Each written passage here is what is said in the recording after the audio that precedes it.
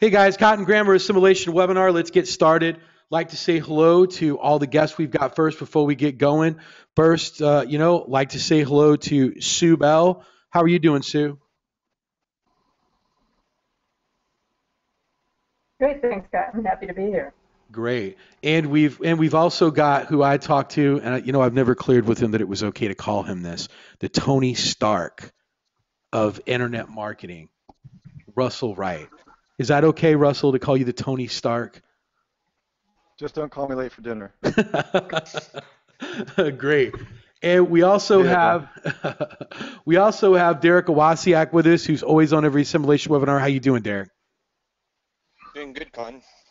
Great. And we have the original one-man gang himself, Greg Morrison. What's up, Greg? What's happening, Cotton? Great. So I'd guess, Greg, that we've had some rather exciting 4 or 5 days for both of us, and I thought we would start out the webinar just kind of addressing that or getting any questions out of the way that anyone might have that.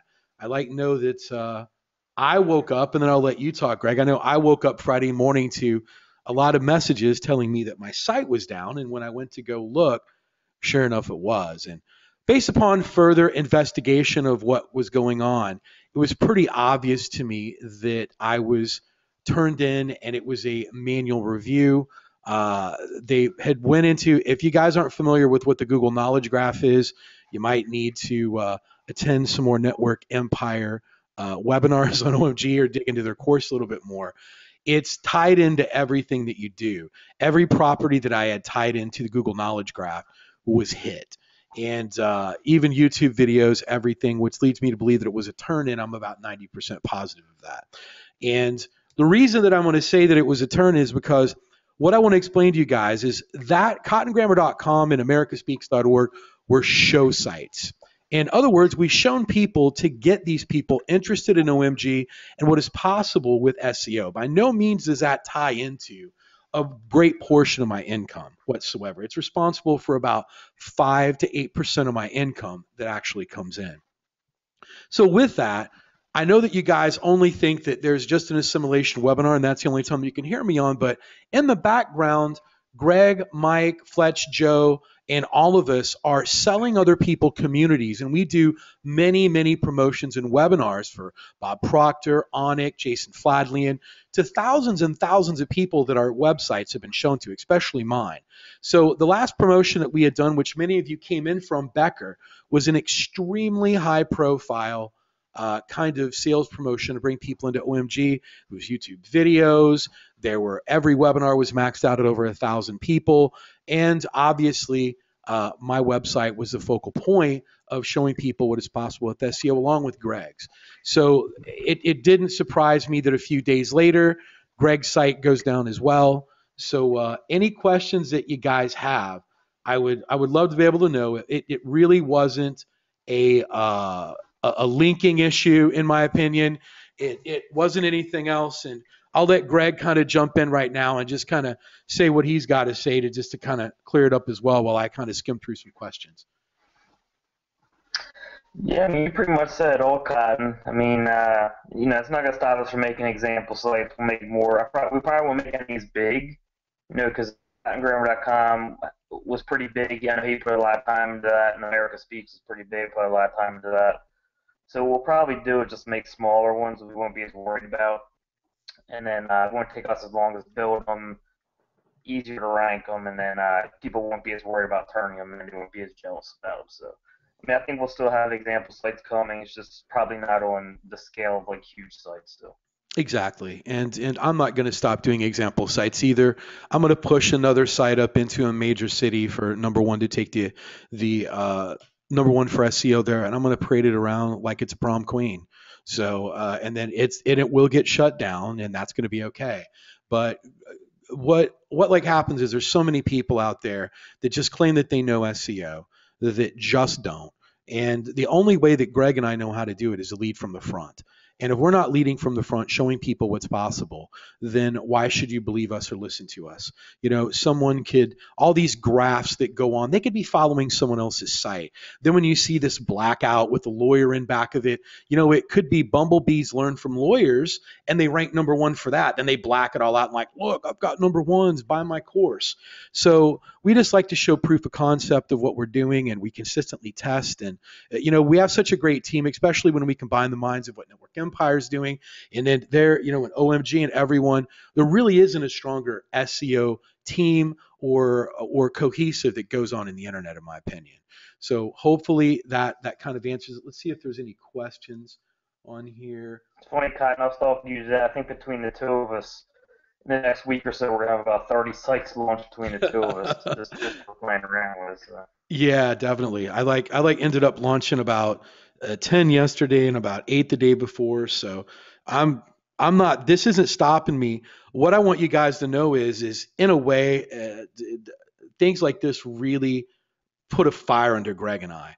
And, it isn't that. It just makes us be smarter. It makes us just unstoppable in a way.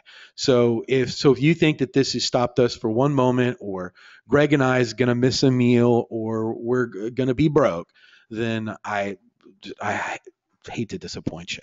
It's just not going to happen. So actually on Monday was one of my biggest days of 2015. And I ended up doing $53,000 worth of new clients that day. It was my single biggest day in history of me doing SEO. So having a website, as I said before, is helpful, but it's not important. You have, people like Network Empire who sued, just rakes in the cash. And, she's not parading around with a website that's ranking number one all over the planet, which she could. And, it was just one of those things to where I think it's fun to have these sort of sites. And, so it's something that we won't stop doing. Anything else you want to add, Greg? No, that's pretty much it. If there's any specific questions on it, we'll take them. Yeah, hold on, Greg. Yeah, there's Greg questions. I don't think there's any questions. What exactly were you doing wrong if you got turned in? It says Cotton, what exactly were you doing wrong if you got turned in? Were you doing something wrong that made them de-index you? First of all, I'm not de-indexed. So my site is still indexed. Second of all, any form of manipulating links is against Google's terms of services. I don't even care if you put one PBN towards it. And it doesn't matter how it is. It's like there. So they can take it. If you get a manual review, and this is the first one that I've ever had, Google can take you down if they want to. Let's face it. It's pretty simple. Is when I'm on a webinar, just like this one, and I'm talking about that I take number one in Orlando in 6 weeks, all you have to do is make a copy of that recording and send it into Google. That's how simple it is. So it isn't that I'd done anything wrong. It was that, and I'm not saying this, and I hate saying this, that Greg, myself, Becker, and a few other people are just out there. It's just out there. That people know our names, they know what we're doing. We're on a lot of promotions. We're very visible and we don't hide. So it's just that's the price you have to pay for being visible and sticking your nose out there. So it's not that there was a linking issue. Greg, do you want to try to answer that question also? What did you do wrong that your site got taken down? Well, I think it's a matter of, I think there's a couple of people worried, well, can't someone easily do that to me? The thing is, I've played with, turning in sites on people that have done me wrong, and nothing's ever happened to them. There's a way you can do it where you can get down, but in our case, it's kind of what's a good way to, if something wants to stop, let's take, the police, for example, right? They want to stop drug dealers. What do? They go after the distributors, right? So, I guess they kind of look at Cotton and I as distributors of SEO, or any of the coaches in OMG. We're supplying people with how to rank, and they don't necessarily want that information out there, so they're willing to chop us down. That's the way that I look at it, at least. So a lot of the smaller cases, though, I don't think they're that worried about it. Absolutely. And guys, all it takes is just imagine how many people that Greg and I have been in all these forums and we're doing all these webinars and all these YouTube videos out there. All it takes is for people to get together and and turn in something and it's over. And let's face it. I even said to Greg, and I'll say it to everyone, it was almost irresponsible not to turn me in. I was number 1 in 25 US cities. So I'm eating into people's livelihoods, their incomes, what they felt were phone calls coming in. Wouldn't you take me out? And I know that you go, well, damn, Cotton, you shouldn't say that, but that's how I got to look at it. I have to put myself in the other person's position. Here's this guy that's just taken over everything, and he's being gluttonous. He's just acting like he's at a buffet and just eating too much. Why just can't he just stay in one city like the rest of us? Here I am going from city to city to city like Pac-Man, just eating up everything. It was irresponsible not to take me out. So I expected it. It's nothing that I'm shocked about, and it's nothing that I would worry about if you're an OMG either. Google doesn't care about a little city site that's ranking number 1 somewhere. They just don't care. But enough people raise some noise, and when you're as visible as we are, it happens. So I'm not going to apologize for it, and I'm not going to stop doing example sites. So sorry. If you think you've knocked me down, if you're listening, you didn't. You just kind of pissed me off. So. But any last words, Greg? It doesn't seem like there's a lot of questions about it, which is good. No, I mean, I think, we got a lot of people who have been here a while. They know the deal. They went Sure. through the KLCast example and the Nashville SEO example. It happens. So everyone knows the deal. Great. All right, guys, we'll consider it case closed. So, and I always love all these questions I get in my inbox. What happened to your site? And they don't bother to read the Facebook group. So it's always pleasurable to get those messages.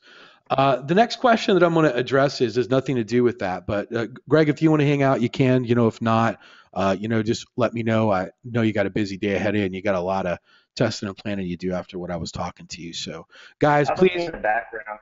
Cool. If anyone has any questions specifically, I should be here for a while. Guys, just give Greg a thanks for all he does for us, man. If it wasn't for Greg, I wouldn't be in the position that I am. Greg is, if it wasn't for Greg putting his sites out there, I wouldn't be doing it. I've just followed in the footsteps of Greg Morrison. That's all I've done. So I don't consider myself anyone special. I just follow Greg.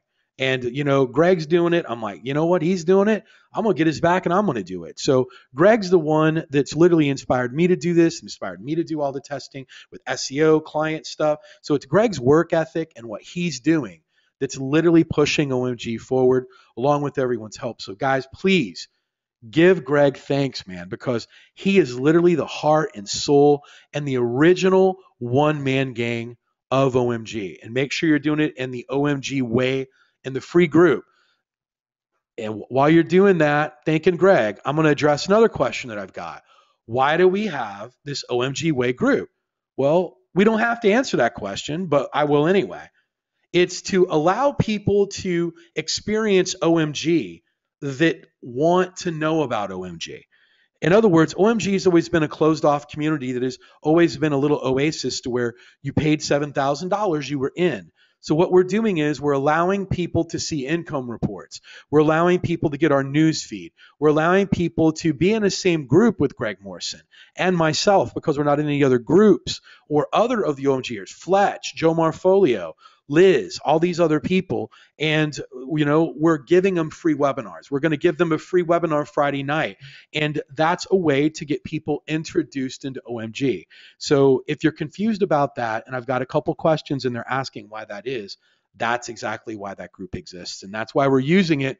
Tell me this. When you have all these little fake Facebook groups going on talking about SEO that get 4 or 5 comments, then when you see tonight's, it'll have over 2,000 comments.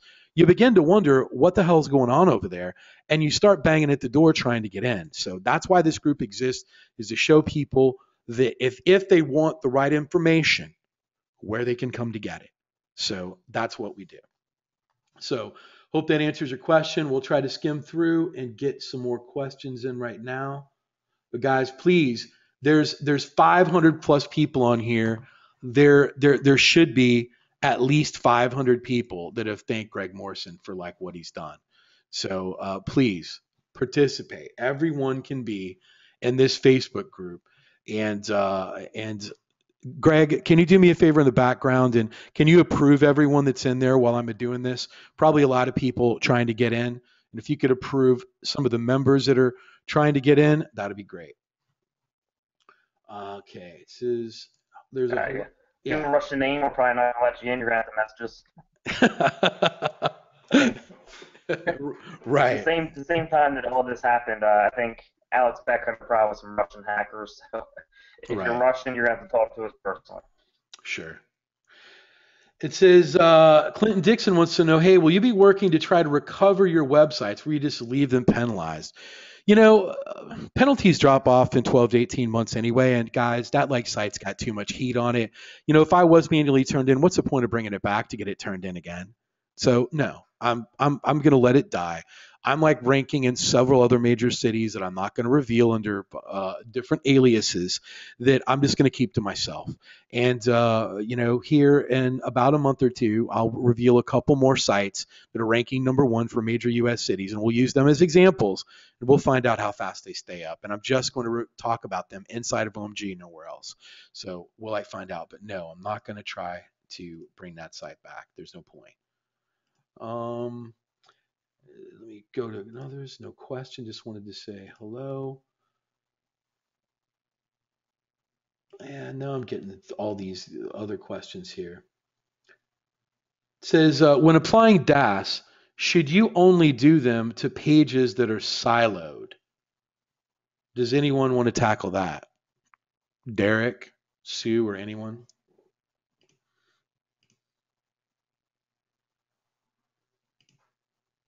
I can if you want. Go ahead. If you want to bring for chocolate. Sure. Either way, Well, just let me know. Yeah, DAS. You don't need to have a website being all siloed for DAS to be effective, but I mean, it's the best practice to get the most juice out of it, and you can do that with siloing. But I mean, it definitely works without having the website siloed. It's just a form of link building, really. So, if anyone else wants to add to that, let's go ahead. You can also manage more links by going to deeper pages so that you stay within your time link limit.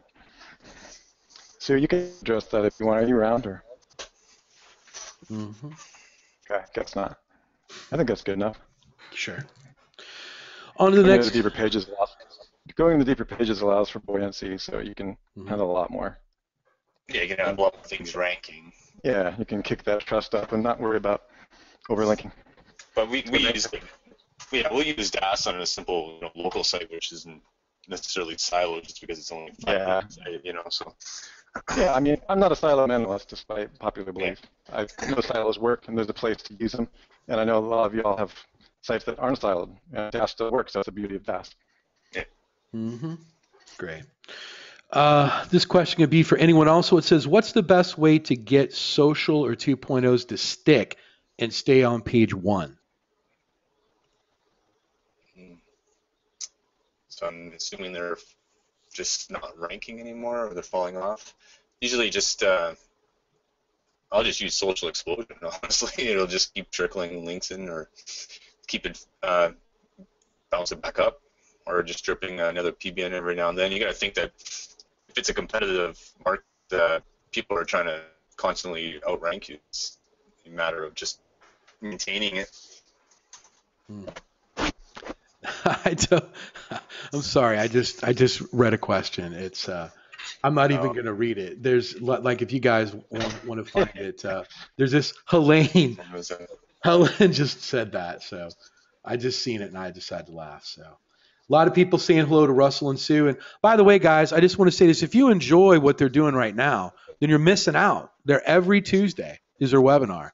So, you can get more Russell, more Sue, Jimmy involved also by going over there. So it's always a pleasure to always have them on here as a special guest on the simulation webinar. It says here, what more do we got?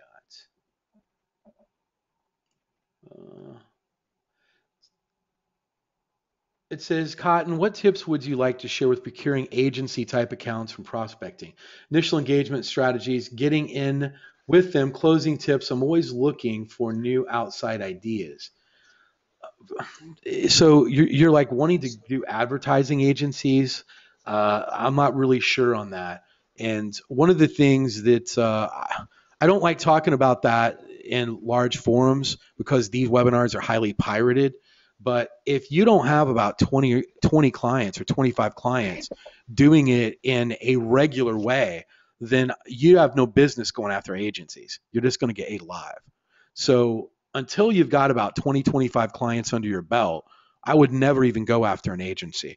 You're not doing everything that you can be doing with everything that we've taught through meetup.com. With, my God, we've showed you guys how to close charities. We've showed you guys how to, with so many different ways that we've shown you how to get clients, with mobile apocalypse, everything that we've done over the last 3 or 4 months, we've shown you how to get them. So when you get 20, 25 clients, personal message me and I'll be happy to tell you. But until then, that's like a kid with a little small fishing rod who's fishing for goldfish, asking me how to catch a whale. Learn how to fish first, and then you can catch the whale later. So this is a question for Sue. It says, if I was to build a PBN with a brand new domain and make a keyword-rich silo using vCracken and Social Explosion for the term I want to pass juice to, how would I set up the homepage? Static with posts, or just standard posts? Sue is having a hard time getting mute button off. Oh, there you are. Okay. She had to come back in the call. I had to come back in. So typically speaking, with a PBN, you've got the most amount of domain authority and page authority on the home page. So it's a good idea to have your link coming from there. So I would probably put the posts. So I'd probably have the home page be a scroll of posts, the way blogs normally are, as opposed to a static page. And then just make that a sticky post so that it doesn't go off the home page. Great. Thank you, Sue. Next question is, was it just your sites or your client sites? Guess we're going to have some of these tricky ones. None of my client sites were affected whatsoever. No one. Not one of them. Just myself. So, no. It says, can you go through the process of how you got hit and how you dealt with it? We're going to close all those out. So how I dealt with it, I just started working. I just moved on. But the guys that really didn't. Cried for 2 hours. I really didn't. You know what? I was upset for about 15 minutes, and I was like, you know what? This is the best thing that's ever happened to me. So, no. I mean, that like site was a burden anyway. It says, just bought an expired domain, and I'm going to use it as a money site. Webmaster Tools is telling me the www is being blocked, redirected. How do I properly set up the www or the non-www version on the domain? I noticed in a couple of my inner pages have been indexed, but not the home page. Derek, you want to try to tackle that? Let me read that again. Says he bought an says he bought an expired domain. The old way. Yeah, that could have just been the old way that the expired domain was set up before. But when you're setting it up now, it should, when you submit your sitemap, it'll probably change that all around. So you just want to, I'd always make sure that you set up on the one with the version with the most trust flow and the most links. Other than that, they should, if they're having problems with page index, you might have not bought a quality site, but there's so many different ways it could have gone. So you'd have to really take a look at it and see if it was penalized or different scenarios could have happened. So, I mean, you just might need time to even submit the sitemap and see what happens from there. If you want to take a look at it too, if you just message me. Great. And you know what? I always like to get a different perspective on this, and that's exactly why we have a lot of people that look at SEO. So I'm like asking this because I expect to get an answer of contrast. Sue, what's your thoughts on people buying expired domains and turning them into money sites? I think it depends on your level of expertise. Mm-hmm. If you understand how to really back engineer the backlinks, mm-hmm. then you're good. But if you're a beginner and you're uncertain, If you're going to do it, I at least wouldn't put a lot of money into it. And the other thing I would say is, if you're going to buy an expired domain that's got existing links on it, Google looks too links deep these days. Mm-hmm. So, did you guys pick up what she just said? I wouldn't link it directly to your money. What's that? Oh, I'm like, sorry, you got cut off for a little bit. I thought you were done talking. Oh, okay. So if you buy an expired domain and you're not 100% certain of what the backlinks to the backlinks are, then I would put it out another level. So I wouldn't link directly to the money site. I'd put something else like a social media property in between. Great advice. So, guys, basically, I agree with everything that Sue's saying as well. You know, if you're going to go out and spend a lot of money on an expired domain, it does take a level of expertise. If you're brand new, and if you think that you're going to take a shortcut by doing it, sometimes you can get burned doing this. And even with people like myself and Derek and everyone else, we really have to look at a site very, very, very closely before we even want to spend quite a bit of money on it to like turn it into a money site. So just be careful doing it, and hopefully that answered your question. And Jody asks, I'm confused. CottonGrabber.com is still up. What happened? It was a unnatural links penalty. And what happens is when you have a unnatural links manual penalty, your site goes from number 1, it gets pushed back to page 4, 5, or 6, somewhere in there. So no, CottonGrabber.com did not get indexed. So it is something that could be taken care of if I wanted to, but just don't. So hopefully that is, these are who is the culprit. No, I don't care who the culprit is. Right. It says, should we build different sites for each city SEO to prevent getting hit like Cotton site? Does Cotton get local listings use the same sites? Guys, I don't want you to freak out on this. And listen, I am a very, very, very out there person. Like, I didn't know this, but and maybe it's skewed or something. I looked on LinkedIn. I'm the number 3 searched SEO in all of LinkedIn. So don't compare what I'm doing to what you're doing. So my whole thing is you're fine. You're fine unless you have some angry person. It can happen to anyone, you know. If you got an angry girlfriend that knows you're trying to rank something and you're number 1 somewhere, she wants to call up Google and she gets 3 of her friends to do it, then you could get looked at. It's just a nature of doing business. Just don't put all of your eggs in one basket is what I'm saying. You know, if you're going to rely upon your rankings to make all your money for you, you're going to be in a lot of trouble. So just remember that. And never tell your girlfriends about your money sites. Russell, do you speak from experience, buddy? I'm just messing with you, bro. Russell pleads the fifth on that. So right. So guys, just don't. The reason I wanted this out there is for you guys not to panic. I'm not panicking. You shouldn't panic. And this isn't I'm going to try to put a fire out somewhere. Literally, it is the best thing that's happened for you. And OMG, I'm off testing other stuff now that is going, and I promise you this, I shared with Mike what I'm going to be doing next, and Mike was so happy. He said, Cotton, please don't get mad at me. And I said, no, shoot, go. He goes, I'm so happy your site got taken down. He goes, because now look at what you're doing. Look at what you just told me that you're going to do. He goes, OMG is going to flip out. So guys, it's a chance for you to get happy as well. It's going to be new material, new information, new modules, new examples, new over-the-shoulder stuff. So look at it as a positive, not as a negative, just like I did. It's all good. It says, I need to get rid of a bogus ripoff report. I keep getting it down to page 2, but it keeps popping up. Is there ways to get rid of completely without involving lawyers? The answer is yes, and the answer is I will not reveal that.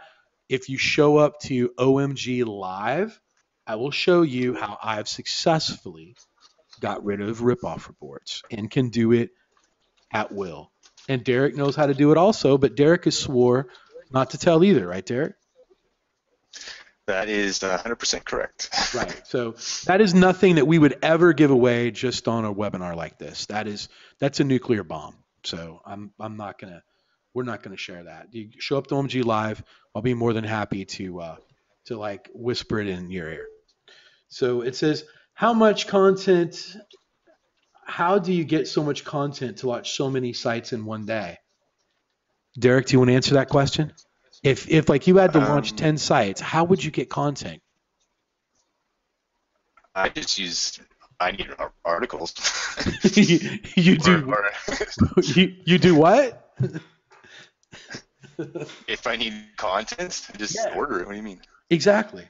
Guys, I mean, there's iWriter, there's content writers, there's Yeah. anything. You should always have. I've always got I always have pre-ordered, an SEO front page, just a number of different things that I know I'm going to be working on. I have those sitting around just waiting to use. So you have to plan ahead with this sort of stuff. If you're going to be out there doing test sites and testing and other stuff, just like I ordered probably 40 articles on Friday and I got them on Monday. So, it's like easy. It says here, what is the Google Knowledge Graph and should I avoid using it? No. Russell or Sue, I think you can explain better what the Google Knowledge Graph better than I can if you want to try to explain it because you addressed it more times than I ever have. yeah, that's one of Sue's favorite topics. You still with us? We have a little bit of mic trouble here. Yeah, I don't see her. Yeah, can you hear me? Yes. Mhm. Yeah, just speak a little closer to the mic, Sue. Okay.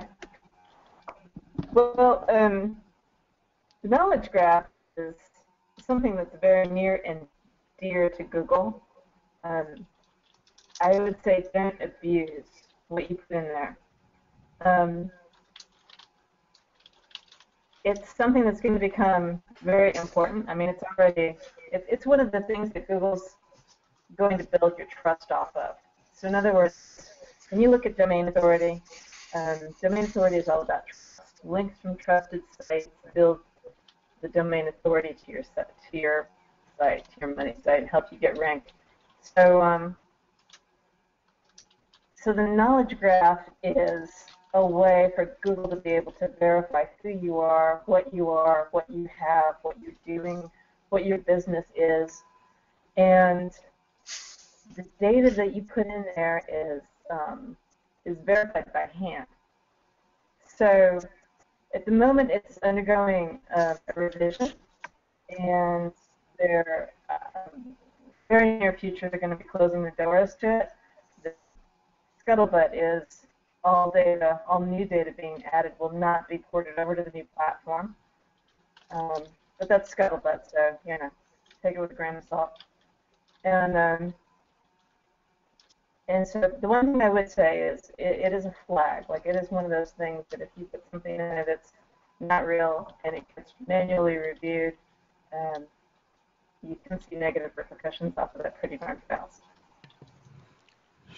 Sure. Sue, correct me if I'm wrong, but just to give everyone just a better explanation of what it is, there was a way to enter in all of your stuff back last summer, and it kind of closed down to where I went in schema. right, and I entered in all of my stuff.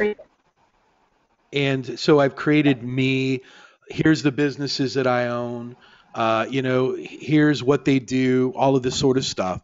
That transferred over to the Google Knowledge Graph. And that's how Google knows who you are and kind of ties in all the information together with like a web that kind of starts out with me and kind of trickles all the way down. Is that kind of right?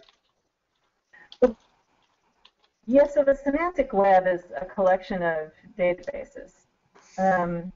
Or ontologies, a better term.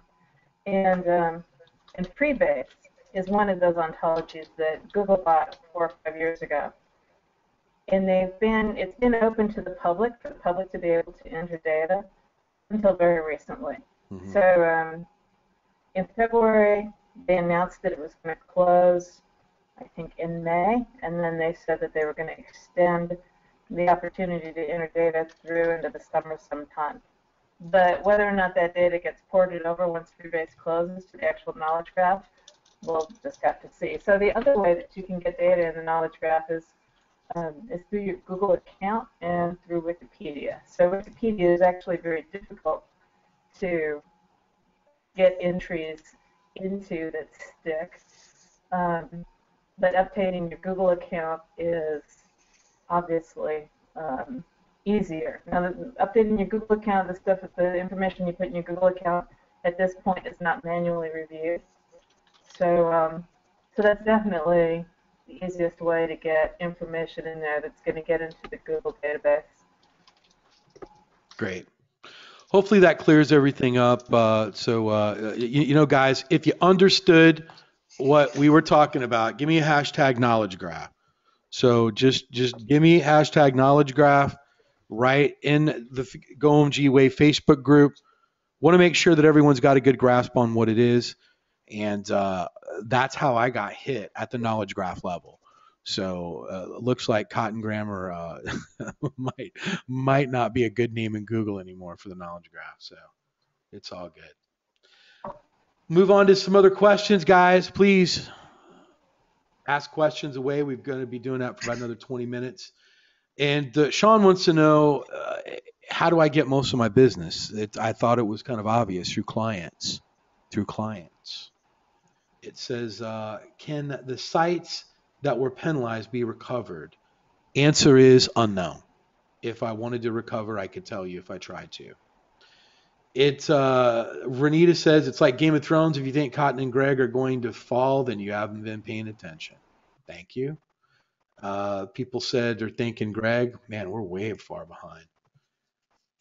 It says, is there a way to turn that around and get it back up? Yes. So let me just skip through some of this stuff here.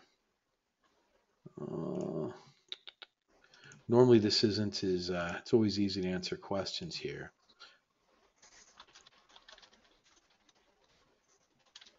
So, yeah, there's a lot of thanks here. Expansion is good. It says, question number 2. It says, do you need a Google My Business page in order to rank for national U.S. cities in terms like My City SEO? Just trying to set up some satellite sites in a similar way. Eric, you want to try to handle that? Do you need it? Simple answer is no. But I mean, any site that's verified has a little bit more trust behind it. So. Great. Derek, someone has a really special question for you. Can you answer how to do a 301 redirect at the registrar level? This is a very hard one. Each register has their own process, so it's each one has a tutorial. You just have to Google like GoDaddy plus how to do redirect. So because I know that Enom, whatever they have to you have to append a redirect 301 at the end of the URL. So each one's going to be different. We'd have to do like a whole tutorial on that if you want. Mm-hmm. Sure. Maybe it's something we can do. I mean, and I do know with things like GoDaddy, it's very, very, very easy to do. I mean, it's self-explanatory. Yeah. You just log in and look at it. I mean, if you sign up, if you're with GoDaddy, it's a click of a button and you just put in the website you want it to go to and decide whether you want it to be a permanent or whether you want it to be a temporary. It's easy. Yeah, they also have the iframe option, so don't use that one. Exactly. It says, when planning out backlinks to a website, can I plan to build backlinks to multiple inner pages at the same time, or should those be spread out as well? Example is City 1 SEO, example City 2 SEO. So I want to know if they've got a city in Miami and at Atlanta, Greg, or Derek, I mean. Should they wait, or can they put those however they want? I can't even find that question. It's David Strauss. I missed the first part. Oh man, I had to skip down hundreds of thank you Gregs to get to this. So it says. So just listen to me, and it's pretty much a question. He wants to know when he's linking out if he's got a Atlanta SEO page and a Miami SEO page. How should he treat those? Should he wait and treat each inner page like, let's do Atlanta, wait 3 days, and now let's do Miami? Or can he treat each one as individual sites and just hit them all at random times, and is that going to be okay? It's personally, I'll do it all at once, and then I'll just gauge the response that way. But I mean, if you wanted to do it slower and you just build like one PBN post to one city SEO, you can do it that way too. It's up to you, really. I mean, you can have 3 or 4 links on the same page and do different city pages. As long as they're just going to the different URLs, it should be perfectly fine. Right. Cool. Russell, we got a question for you. Someone says, I was looking through questions and didn't hear you say it. Says, can you go over what you just said about the 10 link limit?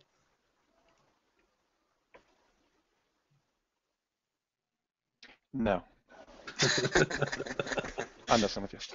That was something actually I was going to have Sue cover. The bottom line is that I think she was muted when we were trying to get at that. The bottom line is that siloing allows for something we used to call a buoyant page rank, and really it just allows for you to diversify your keywords with LSI keywords more effectively by linking to the deeper pages instead of always hammering at the primary page. I mean, the silo effect is still working and still has its power when you're using DAS. It's a little bit and it's not something I can just rattle off and just explain without diagrams, but that's why we train on that. Bottom line is that siloing allows you a more effective use of both theme, what Sue calls theme relevance indexing, and it also allows more power in the trust flow and the buoyancy of that master page, so it allows you more effective use of the trust as you use it. I know that sounds a little complicated, but that's one way of saying it. Sue, do you have anything to add to that? We actually talked about it last night in the directory chat. Jimmy went over it quite a bit. Yeah. Jimmy talked about it quite a long time.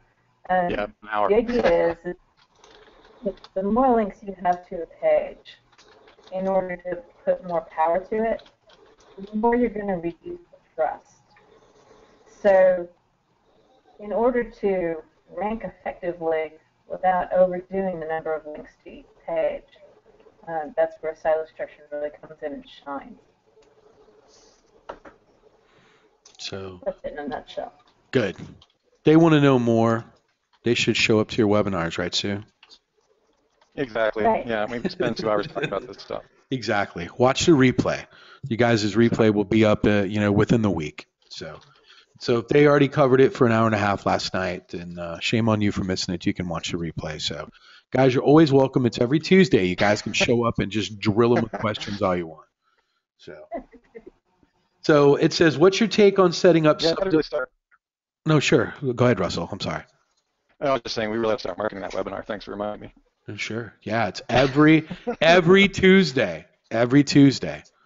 So, Russell, if you want to go ahead and make the link to that webinar right now, and then we can pop it in there before this webinar is over. You can put it in the chat box so people can sign up for it.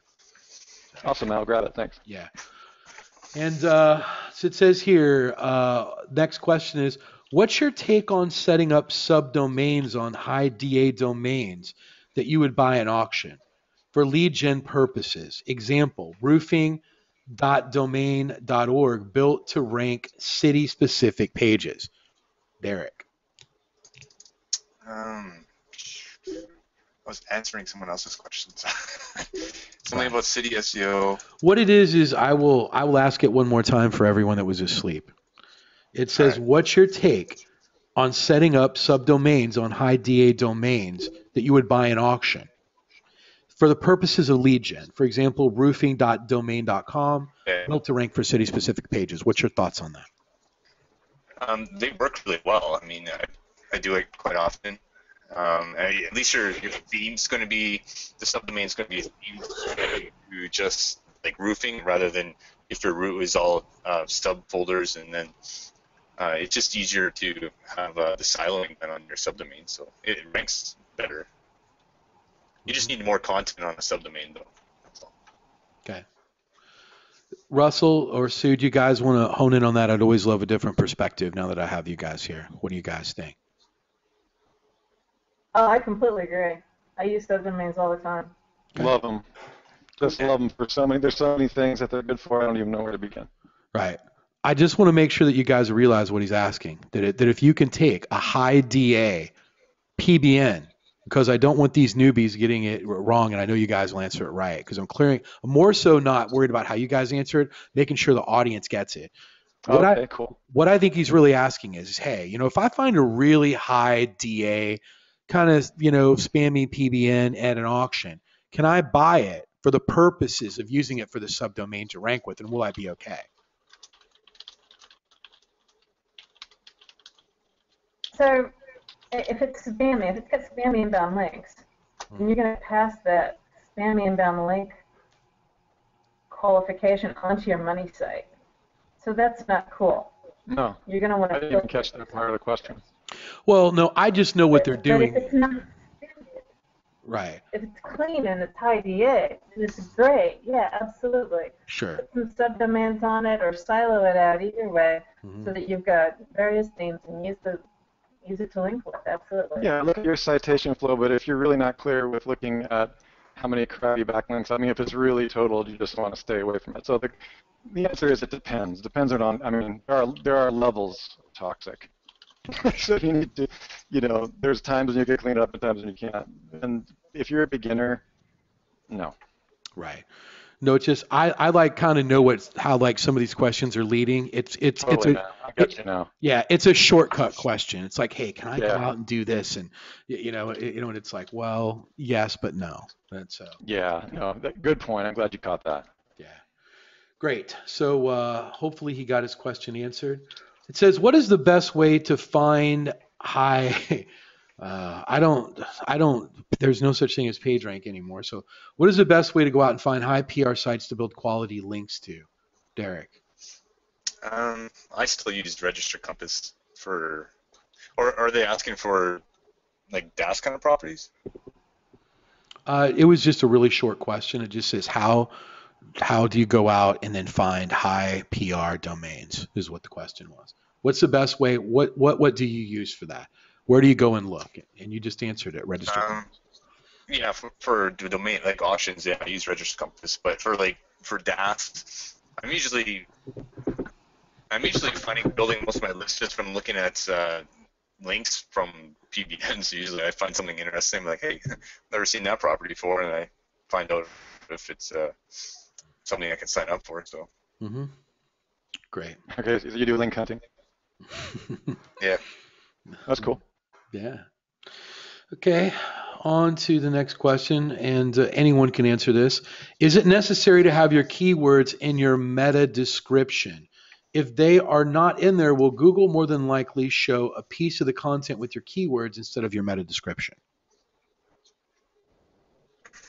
They usually grab the first paragraph where they're gonna find some of the content within the page that's most relevant. But I usually leave my meta descriptions blank until I'm on page 1, and then usually from there it's just kind of trying to improve my click-through rate, and then that way I can actually go up the rankings just by having a better click-through rate than everyone else. Exactly. Right. Same answer. Right. I'm just going to be a smart ass when I answer this question. The next question is it says, how do you know that your sites were being targeted personally and it wasn't some kind of a Google update? Because I just know. And for you to ask that means that you wouldn't know. So that's why. Guys, it was not an algorithmic penalty, period. I was turned in. So I know that you think that you've been an OMG for 3 weeks and that you got some knowledge, but trust me, I was turned in. And when I'm telling you something, when Russell sued, this is what I talked about last week. When Fletch, Joe, me, Derek, or something, when we're telling you something, just take it as our word. Unless you can prove me wrong, then reach me personally. But to question us, unless you've got something to prove that you've got something to say, then just don't even ask a question like that. It's absolutely silly. So I just told you what was going on. It says, wouldn't using the same theme, director's cut, or plugins like Link Privacy, Social Explosion, Kraken, vSilo leave some kind of footprint since all OMGers use them? So Russell, this guy is saying that we're all going to be a low, slow death for all of this. Would you like to address that? Well, I understand the question. And Sue, also, you can jump in anytime. Again, there are footprints and there are footprints. And you have to look at, again, trust and power. But really getting into the difference between trust, power, citation, and and this type of thing is really going to help you understand what a footprint actually is. So when you're talking about backlinking footprints from PBNs, link structures, it's a little bit different than when you're dealing with massive amounts of social signals, which are all trust builders. In other words, all the platforms, all the all the members of the network Empire social signal exchange, all the unique individuals. That would be like if we all tweeted Cotton's site right now, and he had 50,000 tweets out there from different users and accounts. That's just social signals coming in that we've tested again and again. Google loves. So that's one way of looking at it. So when you talk about footprints, you got to be really, really specific. It's a general catch-all phrase for a whole lot of things that a whole lot of people don't understand. So you got to be really specific. Now, you brought several different kinds of software. I don't even know the other two. All I hear is other people's software, my software. So I can't speak. I just know that understand the difference between trust and power and what footprints are. Most of the time when people are talking about footprints in terms of getting busted by Google, they're talking about power manipulation. Okay, PBNs, for instance, were designed to manipulate power, which can be a great thing when you know what you're doing. That's what this is all about. This is what we're all doing. This is what, among many other things. When you're dealing with social signals, you're not really dealing with power. Should you guys understand that? It's a huge distinction. So what we're doing with social explosion is using thousands of social signals that have massive amounts of trust, domain authority of 90 or greater, to increase your trust over time, not manipulate power, which is about rankings. Does that make sense? Sue, you want to add to that?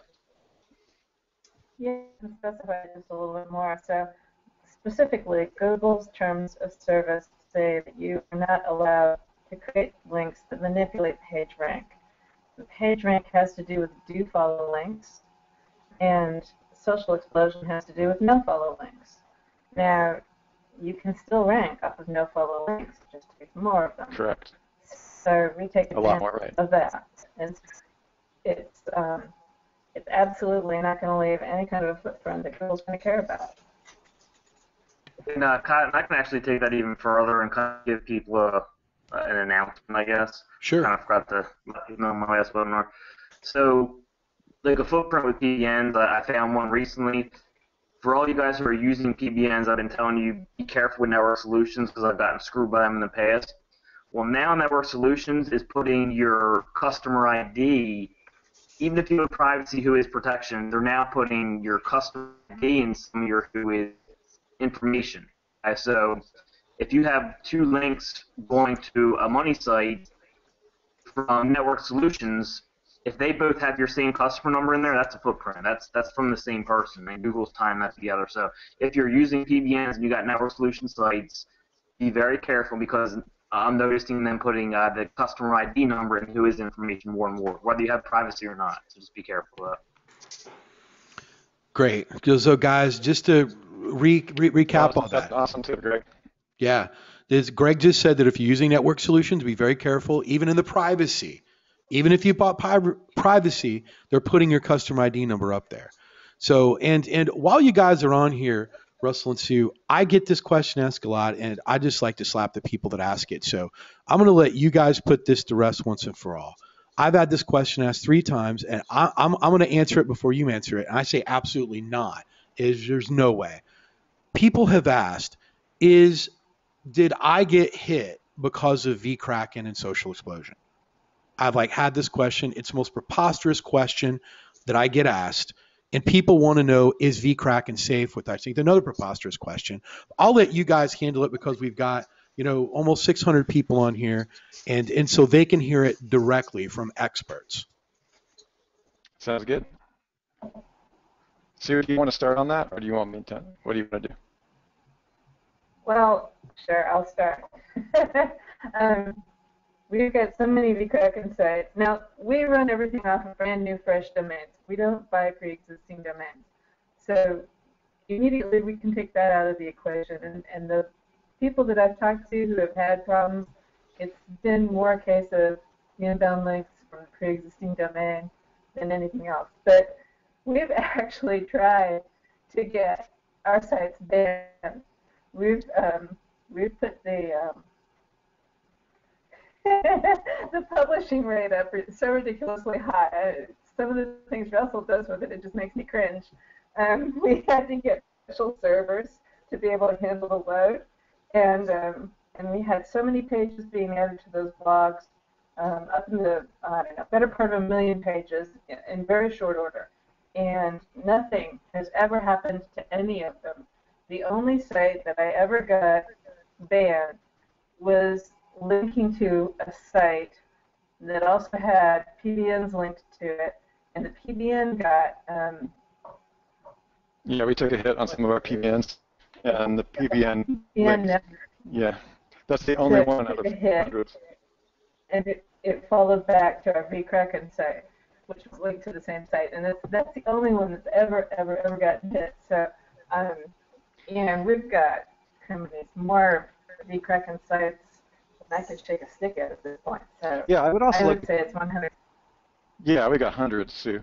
I would also like to comment on when people ask this question, what it is that I actually see when they purchased a domain at auction that's actually facing some of the same problems, and all of a sudden they're replacing it with video-only content or these types of things. And a lot of the times they're slapping these things up really, really quickly. They don't pass a manual review. And if somebody who's a little bit annoyed in that market turns in the site, there was one person I had actually had a manual review. It was obviously turned in. This was not us. This is someone else. When I went to look at the site and help these guys out, generally speaking, you have these the WordPress default theme. And you have one of the issues might be that people are not making it humanly passable. The site should be what we call engagement rank.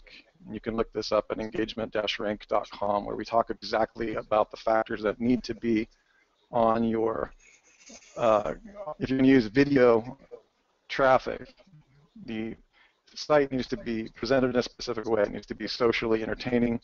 It needs to look, have some style to it. So there's all kinds of things that you can do. That's only one aspect of it, but we have noticed that people's idea of using any kind of auto-blogging tool is to slap up the ugliest ever and just think that a manual reviewer is going to look at that for 35 seconds on average is not going to put a yellow flag next to it in their little underpaid, day job.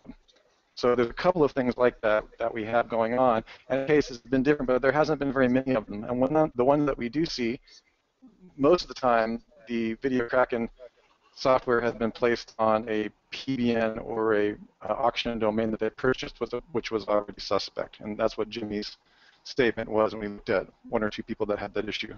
Some of them were able to get that review moved as soon as they sweetened the site up and added some decent interaction. So that would be my main answer to that. Also, social explosion. Go ahead, Sue. I was going to talk about social explosion too. Go ahead. No, you're okay. Just keep going. Well, that reminds me of one of the first vKraken sites that I put up, which was a diet site, and we actually put quite a bit of time into it. And it was starting to get a lot of traction for some of the diet keywords, and we were turned in as well and didn't pass the manual review. Correct. And so the site got a manual penalty. Now the interesting thing was, at about that time, we were beta testing Social Explosion. So I added Social Explosion to that site just for the heck of it. And within about 60 days, the manual review was lifted. I remember that. And we have that. I'm sure because of the inbound links and the traffic coming in off those social signals. Yes, exactly. And to make that, since we have so many case studies like this, we have a lot of variables. And my hunch is that a lot of you guys are slapping vKraken on a PBN, which is not bad, but you got to really know what you're doing. We actually only teach at Network Empire. We only teach to put that on its own domain. The domain is new. It's okay to do it in other ways that we talk about in OMG. I'm just saying that over in our camp, when we're really going to get serious about publishing, 100,000 videos in 1 month, which, by the way, I do hand over fist with no penalties ever when you follow the stuff that I teach and that Sue teaches. The thing is that we've published 50,000 videos in 1 day with no pending problems over the course of 2 years. But again, we have a method that we teach, and we've tried to give that, as we can, piecemeal in the various webinars that we have. So the main thing is to not just put it on the blog and turn it on and not know what you're doing. Have an understanding of what you're trying to do. Try to make the site engaging, be sure to put social explosion on it so that you get the signals. Be sure to follow some of the basic instructions that we provide. Make sure that it passes a manual review, which means that it has engagement rank. I'll drop the definition of engagement rank inside the group here so everybody knows what it means. It should be engaging, meaning the videos and the themes and the way that it works should be engaging to your audience. Does that make sense, Cotton?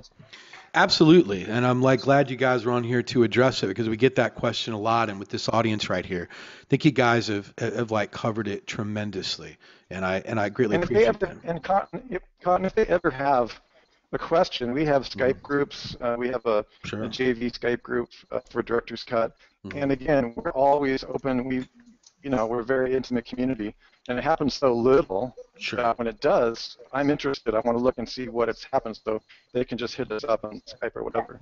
We'll look at it. Absolutely. Yeah. Guys, now that we've done this, if you can see right here, we're in the OMG Way group right here. Guys, I'm a little disappointed. There's 600 people on here right now, and there's only 295 comments. I want, for you guys, I want you to give me a hashtag clear, that you're clear on what Russell and Sue said, that you're clear on what I'm saying, that there's nothing that of my site has zero to do with vCracken. All these are safe.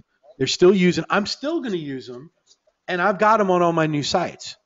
So I'm just telling you, you've heard Russell say that he's tried to get Google to notice and hasn't been able to do it. He's made 50,000 videos in a day and nothing's happened. So trust me, if your little 4 or 5 videos a day isn't putting a scratch on anything, Google doesn't give a care about your 4 or 5 posts a day. They just they love it. They love video. YouTube is the banner syndication system for their AdWords network. They love it. Sure. So you really have to work really hard to game the system really badly to get that happening. Great. Guys, we're not even going to move forward unless look, there's 600 people and you can see it cranking up right here. If like this doesn't move up to about 700, that just says that you don't even want to hear what we're going to show you tonight. Participation, guys, participation. If you're not going to participate, you don't deserve to get the information for free. I mean, OMG's been extending Director's Cut out right now. It was only 6 months. We're like giving you guys that. We're extending it. All of you Director's Cut people are on here too. There's a free webinar for all of OMG right now. And the least you could do is show your appreciation by showing participation right here. Let's see this thing get cranked up. Let's see it get moved up, guys. Come on. So we're going to read a couple more questions, and I'm going to keep watching this, guys. This literally needs to be at about 700 by the time we're done. We want Russell and Sue to be on here when we break the hashtag record because they love hashtags more than anyone. I know because they told me when I was at CERT. They said, Cotton, can you do some more hashtags? And I was like, hey, guys, obviously I'm being sarcastic. So please, guys, show your participation by them being here. You see all these hashtag clears for you, Russell. Everyone's picking up what you're throwing down right here. So it keeps flying across the screen here. So we will get to a couple more questions, and then I'm going to see if Mike wanted to come on really quick because he was. So I'm going to go ahead and text him really quick while someone's answering the next question. It says, last week we showed how to get high DA tumblers, and they want to know, Derek, how much content should you place on a expired tumbler that you've recovered to make it look legitimate? I think they also said make it look active. Is that what they want? I mean, if you're just using it as a property to your site up, you don't one piece of content. But if you're actually trying to have more engagement, then you're gonna have to be posting or reblogging quite often. So some of the ones I'm just trying to get traffic off of, I'm reblogging things constantly, like almost every day. But I'm trying to. It's more of a traffic play. You know, it's kind of like using vCracken just to generate lots of traffic. Where you could do something similar with Tumblr, just because there's a massive crowd, right? And a lot of their communities all about sharing, right? So those are the ones that I'm just trying to drive traffic more than actually as more of a PBN kind of type of setup. Great. It's We'll get a couple more questions. Mike said he's going to pop on here in a second. The next question is, and I'm going to go ahead and ask this. Daylight said, not sure if this is the right place to ask. When going for your Google partners, they want your website.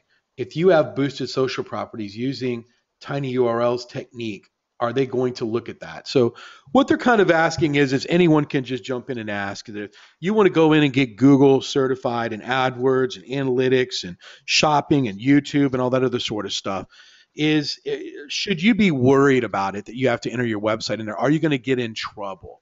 Now, I've seen this question asked many times that are you going to get in trouble putting your site, or is it a good idea to even add your site into Webmasters? So anyone that wants to answer that, you're more than welcome to. Like any answer, it depends. Right. Depends on where you're coming from. Mm-hmm. How shall I say? I'm not sure exactly what angle of approach you want to take. Whatever one you want. Okay, how uncensored should I be? None of the Network Empire team, I can vouch for our team, is afraid of Google Analytics or all these things. The main thing is they're all, I go with Greg Morrison on any of the instructions that he's laid down. We talked about this when Greg was at our event too. The UA code is a footprint. If you're using the same one under the same account, under the same Google account time, you got the same successive UA codes, on Google Analytics. That's just stuff that, Jimmy and Stu have taught me to keep away from. That successive footprint under all one account. However, if it depends on what you're doing. If we break things down into web rings, obviously that to layers. So we talk specifically about what to do and what layer. But generally speaking, diversify as much as possible, general rule of thumb. Again, there's so many people on this call doing so many different things. I don't know each and every one of you. Just use your common sense. The bottom line is that Google is getting remarkably invasive in their privacy factors. I mean, that's what Google Skype was all about. You guys read the memo. That's the way that I speak to it. I think it would be great if Sue and Derek would also speak to it, and especially Greg if he's here as well for the PBNs, because it really is a unique perspective on each type of thing that you're attempting to do. Like, I have no problem on the money site. If you're just dealing with your money site, like big sites like that, I find Google Analytics private very helpful. But if you're dealing with thousands of websites like we are, there's times definitely not to use it, and you just got to know when to hem and when to haw. Does that make sense, Cotton? Yeah, absolutely. Yeah, I'm not. One of the things that I'm going to change differently is I was an idiot, and I had 2 or 3 of my money sites in my webmasters, and I had some of in others. All those did get hit. I mean, it was simple to go into webmasters and then do that. But totally. But in my opinion's always been is that I get the information that Google already has on me, so I'm not running blind. So exactly. So I agree with 100% what you said. I'm now just going to create different logins for different money sites to do it, not just have them all nested in one area. Yeah, we actually do that. We don't have all of our eggs in one basket. We have a unique Google. Everybody knows on this call, I hope, that google.com/dashboard is a single Google identity on their back end that they tie to you and your email account. Right. You should probably have, if you're going to use Google Analytics, that's a big if, you should probably have each one under a unique Google dashboard, which of course means you need multiple identities, or at least multiple email accounts. Mm-hmm. How you want to handle the identity thing is is up to you. I can just tell you after, hanging around Jimmy and Sue and hanging around Greg Morrison at our last meeting that it's just getting more and more invasive. So the one thing is I don't want you to think like some kind of conspiracy theorist, where it's apparently like one lady here in this, I watched on the chat windows coming down, she was like, oh, I got these pictures of my friend on Google Plus or somebody on Google Plus who's a Google programmer and developer at Google, maybe I shouldn't friend them, right? It's not really like that. Like, I hung out with Matt Cutts in 2005, and these guys are just people, you guys. Most of the people at Google don't know anything about SEO spam, okay? Like 99.9. That's just clue. Like, you guys know more than most people at Google do about this stuff, okay? So don't be living your life like, the man is like an invade your home or something like that. The main thing is that they're working really hard to just make sure that they can verify your personal identity. And don't put all your eggs in one basket. Just diversify where you can. And Sue has a lot to say about this. And just use your common sense, and hopefully your common sense will tell you that you don't want to have all of your most profitable properties in one Google Analytics. And if you're really paranoid, just don't use Google Analytics. Use something else. Use what Greg is using or Cotton is using. Does that make sense? Yeah, definitely. No, I totally agree with you 100%. And by the way, for those of you that have not, from our last webinars, for those of you that have not went out and like got this, it's something that you might want to do. I mean, I just did this on Monday just to show Google that I still love them. So Okay. I just went out and got all my certifications, and I'll explain in a future webinar why I did that. So No, that's a good move. yeah, Yeah, it's a good move. showing them that I wanted to give them a little bit of love, Russell. Just in case they thought Exactly. that I don't want We love Google Google. ever to be lonely, ever to be lonely. So Don't be evil. So also, guys, listen, this is a free webinar, and I thought to get this free webinar. Look at this, only 543. It's not going to work, guys. I'm never, ever going to fight for another free webinar again, open, because there's so many people just sitting on here, just not participating. That's fine. So, guys, at this point, we're like waiting. Mike is wanting to come on here for a little bit, so we'll get a few more questions so like he can come on here. Wow, Russell, we just caught up. We just caught up to the girlfriend questions right now. So Oh, just now, huh? yeah, Wow. just now. We're that far behind. So, ladies and gentlemen, we have the Bentley Uber driver himself, Mike Long. Man, we got everything on it. We got Yeah. everybody on this thing. We got Russell and Stu on. Yeah. Greg was on for about about half an hour. So sure. Greg Morrison, Derek Owasiak, Kodiak, Michael Clegg. I've been hearing a lot about you, Michael. How's it going? Yeah. Doing good, man. Yeah. You know what? Awesome. It's exciting stuff. You know what, Mike? I was just letting these people know. We have almost 600 people on here, and I can't get anyone to post on this Facebook thread right here. Nobody. Oh, nobody's posting? Nobody's posting. Let's We have just cancel this 500. We have 577. We could beat 1,000 if everyone just posted once. Yeah. You know what? Let's find out what happened, guys. Give me a hashtag. What's up, Mike? Look, I mean, it's crazy. Yeah, why? Maybe we should Oh, this look. whole OMG thing. Let's just stop We it. got Angela Langlot's not working and posting. Look. Let's go selling. We can sell ice cream door to door. Yeah. Summer, it's a big season. Mhm. It's a big season for selling ice cream. Exactly. I'm just saying, you got to think market to message match here. Problem educates all people. Sure. Got to get some ice cream going. Cotton, maybe if you and me go in on it, we can get a loan for an ice cream truck, and we can roll it out on the hot Miami streets.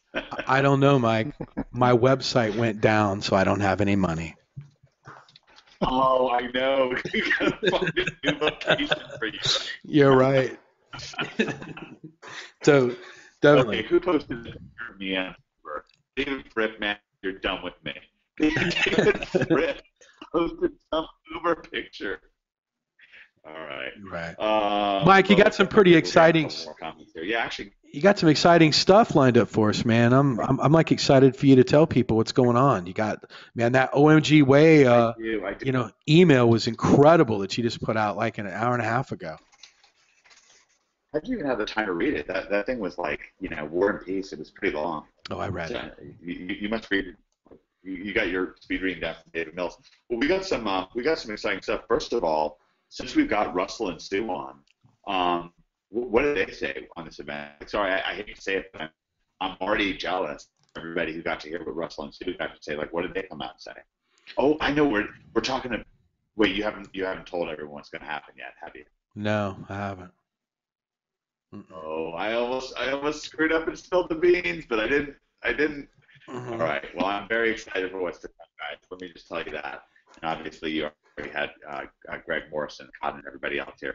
So here's what I'm going to do. First of all, I'm going to make a little news announcement here. I'm going to post an OMG Way Facebook group because we have a couple of humongous events coming up. This week has been very exciting. First of all, who in this thread has already got Bob Proctor's ABCs of success? Give me a hashtag ABC if you've already got in on that. And hopefully, if you haven't yet, you'll just jump over tonight and back up Bob, because Bob's really been backing up OMG in a huge, huge way. I know we've had a lot of people post. I think I've gotten 200 or 300 people that have written in either between, wow, look at that. So again, the hashtag ABC is if you've already got Bob's ABCs of success, and that's really heartening to see. If you haven't gotten it yet, then right here in the Facebook group, there's a whole thread about this, and my emails that have been going on about it that are really in the OMG Way Facebook group. It used to be the pinned post. There'll be the pinned post later on, but Bob has just been out there, and if I could tell you how many people who are now just inside of OMG and productive and successful that Bob specifically put his hand on their shoulder, like in person in real life, and said, you need to get with Cotton Grammar, you need to get with Greg Morris, you need to get with Russell and Sue, you need to get with, Street Smart Joe Marfolio. I don't think he actually said Street Smart Joe Marfolio. You need to get with Herrera.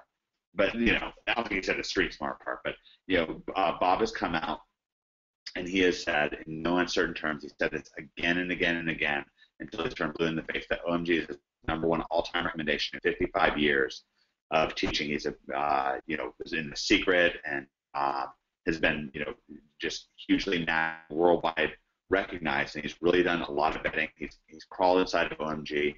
He's interviewed Liz. He's interviewed Cotton, and now we actually officially introduced the second stop in our exciting Assimilation Live tour. It's actually going to be in Los Angeles. So if you're going to be in Los Angeles with us, give me a hashtag RSVP. Yes, sir. Let me see him. Who's going to join us in Los Angeles? Because none other. I'm going to be there. I know that Cotton's going to be there. I know that Liz is going to be there. And yes, it's confirmed. Bob Proctor is going to be there as well. He's fired up. Heather McCarthy just posted. She came in off of Bob's recommendation. She's having success. I bet she's glad that Bob pulled her aside and said, "Hey, Heather, you got to get in on this." So that's great. This is great. This is great to see. So we have like 3 people coming to us with Los Angeles. All right, forget about Los Angeles. It's over. It's canceled. 5 RSVPs. It's embarrassing, guys. Come on. 5 people are coming total. That's me, Liz, Cotton, Heather, and Rat Dog. There's 5 of us going to Los Angeles. This is crazy. Not 1 RSVP besides Heather. This is crazy. All right. Well, if you guys don't want us to cancel the assimilation tour, what can we do? What can we do? We try here for you. Ever since Cotton site went down, it's all fallen to shambles. Oh yeah, Mike. I just signed up for unemployment and food stamps today. Have you found out if any car washes in your neighborhood are hiring? You know what, Russell? I don't know if you've ever heard this story or not, but I was like talking with Frank Kern about 6-7 months ago, and he like told me that if I keep hanging out with these OMG people, that I'd be working at a car wash in about a year. True story. I don't even know what to say to that. Russell, if you ever need a wax job done, I'm your man. I'm just throwing that out there. Okay. You remember how they had those Save Ferris T-shirts from the Ferris Bueller's Day Off? Can we get a hashtag Save Cotton? Maybe we can get a crowdfunding thing together. Save Cotton. I think we should do a tip jar, like a virtual tip jar. A tip jar. Yeah. Yeah, we can get together. They totally have these things, where you can get together some charitable donation. So hashtag feed rat dog. Let's get a hashtag feed rat dog. Guys, we don't want a rat dog. Someone just put down, guys, I didn't mean that I was going to give Russell a Brazilian wax. I'm in his car. I mean, there's like people doing hashtag give Russell Brazilian wax. Oh, Russell. Oh, my Lord. Okay, then I won't put my camera on. Because I wasn't sure exactly what you were saying, but it is on my bucket list. Okay. Yeah, no, that's not what we we need to make sure that Rat Dog gets fed. He's not very big, so I think if we all band together, we can feed Rat Dog. We can we can. I'm telling you guys, he's a tiny thing. He just, maybe where's a. I'm trying to get to my stickers, and there's like things are defined by so fast here that let's get Rat Dog a sticker. I just gave Rat Dog a hamburger. Get Rat Dog a hamburger. All right. So anyway, sorry about that, guys. That is one of my all-time favorite internet marketing stories. Oh, we got the Save Ferris from Philip Har. That's awesome, Philip. Right. But man, where's your Photoshop skills? Get it, make it say Save Cotton. Someone do that. Philip's queued it up for you. The first person to get Save Cotton up there, we'll bring recognition to them. We got to get some, the Save Ferris, whatever that is, water tower. All right. So, anyways, so that's the first item of business. We got LA is on the books. It's going to be July 11th, and it's going to be really very exciting. July 11th. Okay, so that's one piece. We're just doing some house cleaning here. Second piece of, and it's going to be guys and gals. It's just going to be exciting. Like these assimilation live events. We've got our first official one is kicking off in Dallas on the 27th. Who's going to be in Dallas? Give me a hashtag Dallas if you already know you're going to be joining us in Dallas. I know Dallas is going to be huge. Greg Morrison's going to be Jimmy Kelly. Jimmy's going to be there. And I have Joe Marfolio is going to be there. Fletch is going to be there. Lots of people. Kodiak's going to be there. Derek Wasiak, the Kodiak. That's right. Is going to be there, which is exciting. It'll be the first time, Derek. It'll be the first time I've seen you since OMG Live 2013. Yeah, it's been a while. Yeah. You've been ducking. Yeah. So we've got Dallas, and remember these Simulation Live events. What they're about is they're about networking, which is self-explanatory, but also soapboxing. Justin got it. Justin for the win. Justin got to Save Cotton on that. Oh my. That's great, Cotton. Yeah. You gotta put that up and stick that in the refrigerator for Rat Dog. Put it at Rat Dog's bubble so you can see it, so he knows that he's safe. Right. Who can get Save Rat Dog on that tower? Save Rat Dog. Save Cotton. You gotta get those guys saved. James Cluster came in second place. He got in there quickly. He had kind of a rush job there. Still looks pretty good there, James. So anyways, these Simulation Live events, they're about networking, which is self-explanatory. They're also about soapboxing. Okay, they're also about soapboxing, and soapboxing is where say Cotton or Liz, or hopefully we can convince maybe Russell or Steve to come out to one of these events. Greg Morrison, and really just other OMGers. We'll see Derek doing this. We saw at the last event. I mentioned in the email dispatch that went out that Michael Johnson was out there, and he was speaking out to people, just telling people what's going on. Making 20 grand a month. Maybe there's something that you can learn from him. I learned from him. I thought it was really great listening to him. Just the idea, networking and soapboxing.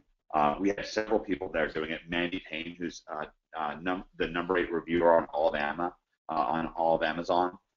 She was on there. And she was soapboxing. She was certainly at least telling some good jokes. It's really, OMG is sitting on a hill. It's a place where we're coming together in Providence, and now OMG is a party on it. We're really, trying not to take ourselves too seriously here. We're having a great time, and it's just a great opportunity to learn from each other. Look, Stephen Floyd was there until probably 1 in the morning. Soapboxing is hard. I actually just stuck up a networking and soapboxing picture. You see Gregory Ortiz was there, Joe Marfolio, Cotton obviously, Liz just being out filling people up with wisdom, and that was just at our pre-kickoff event. So if you are hell bent on making at least one Assimilation Live tour stop this summer, give me a hashtag I'm in. If you're hell bent on joining us, I'm in. If you're just going to make damn sure to get in there and with us and hang out, just shake our hand, give us a hug, tell us what's going on.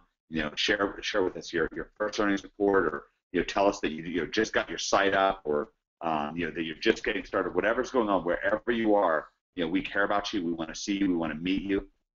We want to energize you, get you fired up, provide you with insight. That's what this tour is all about, and it's just going to be literally very, very exciting. Cotton, you had a great time at the last event. Yeah, one of the great things about it is, there's always a highlight of every event. And, I was meeting Joe Martfolio for the first time, but just watching what's like happened after the event. Joe and I have become even more closer than ever. Stephen, Floyd had never had a chance to meet Joe. They're now talking daily and very good friends. And, some of these cross-pollination, where you never thought Joe Martfolio would get together with Stephen Floyd and start coming up with ideas for OMG. It's just amazing. And it's, with Derek there, Jimmy, everyone else, it's your opportunity, to where you might get to get something that Derek might not share anywhere else, but in that personal conversation with you, because he's feeling giving. Did you see Shauna's post? She's got the craziest Save Cotton poster I've ever seen. Where? Oh, yeah. Yeah, Shauna. Yeah. No, but guys, Cotton is absolutely right, and this was Cotton's vision. You got to hand it to Cotton. I mean, he saw this coming a mile away. It was his vision. Nobody else thought of this. This was not something that was inevitable. It was not something that's been done before. Cotton had a vision for this assimilation life where he started telling me about it almost a year ago today, and the benefit it could have. When Cotton and I first went out to Vegas, this is hysterical. We're really getting some great Save Cotton posters, by the way. Andrew Carl just gave us a Save Cotton hot air balloon. We should have a contest tonight who can come up with the best Save Cotton poster. Save Greg Morrison while you're at it too. He had that affiliate site tank. I mean, he's in trouble too. We got to make sure that Bryson needs. But anyways, no, I really saw the opportunity for cross-pollination amongst OMGers, meeting each other, working together, join forces. Joe Martfolio met up with Liz today, and Joe's getting up his first listing on Amazon this week, and they met, Cotton came up with this concept for this event. I'm telling you, when I first told Liz what Cotton was doing with this event, his plan, she pretty much said this is genius. She kept repeating again and again, why has nobody ever thought of this before? And that's what happens when you get together a collection of just talented individuals. When you get a Russell Wright in the room, you get a Sue Bell in the room, you get Greg Morrison and Cotton Grammer, and you get Derek rocking out. Like, good things happen when you get good people working in the right direction, working in the same direction. When we say OMG is a city on a hill, it's carefully organized. We are based on the law of attraction. Like attracts like, and we've brought together people that are passionate but also pleasant, scientific. We have a lot of very scientific people, but people that are willing to adhere to a really fantastic philosophy of friends helping friends, and of really sticking to transparency. We teach what we do, not what we think you want us to hear. So it's literally very exciting. This assimilation tour is going to be amazing. The first 2 stops are already set in stone. The third stop is going to be in Vegas. Okay, it's going to be shortly after the second stop. We'll be talking about that more in the very near future. So keep that. And me and Cotton and Liz have been talking. We are Russell. If we do Scottsdale, do you think we can get you to come out and join us? Oh, totally. Sure. Yeah, totally. Is that cool? All right. Well, I'm not sure. I have to look at the calendar. I'm kidding. So guys, that's even better. I mean, you got Fletch. Now we got Russell for Scottsdale. So Scottsdale is going to be a good one too. I think that's going to be one of the big ones. Fletch has already got that built up. Fletch, how many people do you have showing up right now? About 20 or 30 people showing up right now at these meetings. Fletch should be on. I made him an organizer. Yeah. Am I on? Yeah, you're on. Yeah, you're on. Hello. Yeah, you're on. Yeah, no. So we usually have about 15 or 20 people show up when we get together about every, I don't know, 2 weeks or so for kind of like an OMG happy hour. And yeah, we just kind of hang out, get to know one another. I wound up having a couple too many scotches and spilling the beans on some secrets, but it's all good. It all works out. So everybody buy Fletch a beer. Let's get some beer. Hit up the beer stickers. You gotta get Fletch some beer. You gotta make sure he's well in stock. That's right. That's when the information and ideas flow.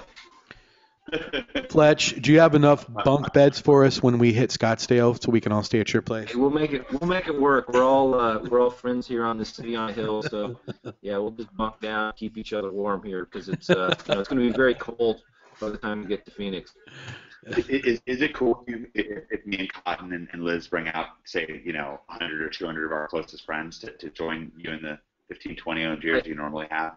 I would expect nothing less. Yes. I think we should just take that place over. All right. Yeah. That sounds great. So that's an upcoming tour date that we're very, very close. Well, we're pretty much going to do Scottsdale, so that's another tour date that we've lined up. And anyways, we're not going to spill the beans on anymore, but just so you know, those are some of the cities in play. And apparently Woody wants secrets from Fletch because he's gotten like 5 beers here. Come on, guys. Does nobody know how to make a beer sticker? It's possible, Mike, that nobody knows how much beer I can actually drink unless you've been to OMG Live. Yeah, that's probably what happened. They didn't want to go overboard. They should not be afraid of the amount of beer I can buy.